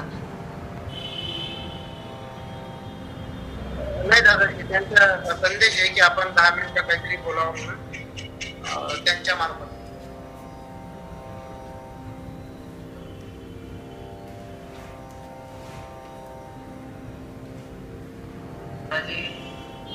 सर्वज्ञ श्री चक्रपाणी महाराज की जय। दंडवत दंडवत दंडवत। श्री चक्रपाणी प्रभाव इस महोत्सव होने वाले 11 दिन का आज के तत्व उद्घाटन आदरणीय श्रद्धेय परम पूजनीय मेरे मित्र गुरुबंधु दर्शनाचार्य शास्त्री, उन्हें जितनी उपाधि मैं लगाऊं उतनी कम है, और मानव पंथ में बहुत कम उम्र में उन्होंने बहुत बड़ी सफलता हासिल की है। जो हमारा ये लास्ट वाला आस्था यानी कि मंदिर टेम्पल है, मांडलिक आ जाए भी चलेगा, लेकिन लास्ट टेम्पल अमृतसर, उससे आगे क्या हमारी इंडिया खत्म हो जाता है। ऐसे बाबा जी खऱ्या अर्थानं देशाच्या शेवटी राहतात और अपने देश के शेवटी रहने वाले वहां पे हमारा देश खत्म हो जाता है। दादाजी को प्रणाम। बंधू आदरणीय पूजनीय व्याख्या 2-4 रत्नांची व्याख्या संदीपराज दादा कपाल जी का जो प्रवचन प्रभावी होते हैं, और आज दादाजी ने हमें शुरुआत तो पाई है। मैं बोलने वाला चाहूँ सर, आप हमारे लोगों आज तो, लेकिन आगे शायद कभी जरूर करेंगे। दादाजी को विनती करूंगा। और अध्यक्ष महोदय जो चिचोलीकर बाबा जी थे, बाबा जी आज यहाँ पे उपस्थित नहीं हो सके, कोई नेटवर्क का प्रॉब्लम है, तो मैं 5 मिनट आपसे बात करूंगा। 5 मिनट सिर्फ। वैसे तो आपकी जो अपने नाराजन के हमने बहुत अच्छा हुआ है। हमारा प्रोग्राम वगैरह ऐसा लाइव वगैरह नहीं है, हम तो टीचिंग मेथड में है, और जो दादाजी ने पॉइंट बताई है वो हमारे लिए सदैव स्मरणीय रहेंगे। बाणगंगा नदी है, और बाणगंगा नदी के किनारे हलस्थ ऋषि का जो ठिकान है अलेठान फलटन, फलटन में श्री चक्रपाणी महाराज का अवतार 37 वर्ष 37 ईयर्स महाराज ने वहां पे कार्य किया। फलटन पे हमारा विषय चालू है, और इस फलटन में इतने लंबे समय में बहुत सारी लीलाएं हुई होंगी, लेकिन हमें पता नहीं है। कम लीलाएं हमें पता है, जो हमें पता है उसमें से कुछ उद्बोधक लीलाएं, जैसे कि अपना जो श्री कृष्ण मंदिर है, एक दो लीला पे बात करूंगा। जो वहाँ पे तीनों अवतार का संबंध कहा जाता है। तीनों अवतार द्वापर युग में श्री कृष्ण महाराज उत्तरा का विवाह था, तो अभिमन्यु के मामा है श्री कृष्ण महाराज, तो यहाँ पे हाजिर हुए तब वो पलटन से आए। श्री दत्तात्रेय प्रभु महाराज पलटन में आए थे, तो वो जो तालाब है उस तालाब में श्री दत्तात्रेय प्रभु जी ने चरण स्पर्श किया है, श्री कृष्ण महाराज ने चरण स्पर्श किया है। और उसी तालाब में अवसर काल में श्री चक्रपाणी महाराज वे स्नान किया करते थे। अब वो जो तालाब है उसे पान फेंकना नाम से पुकारा जाता है। एक राजा घूमते घूमते वहां पे आया और उसने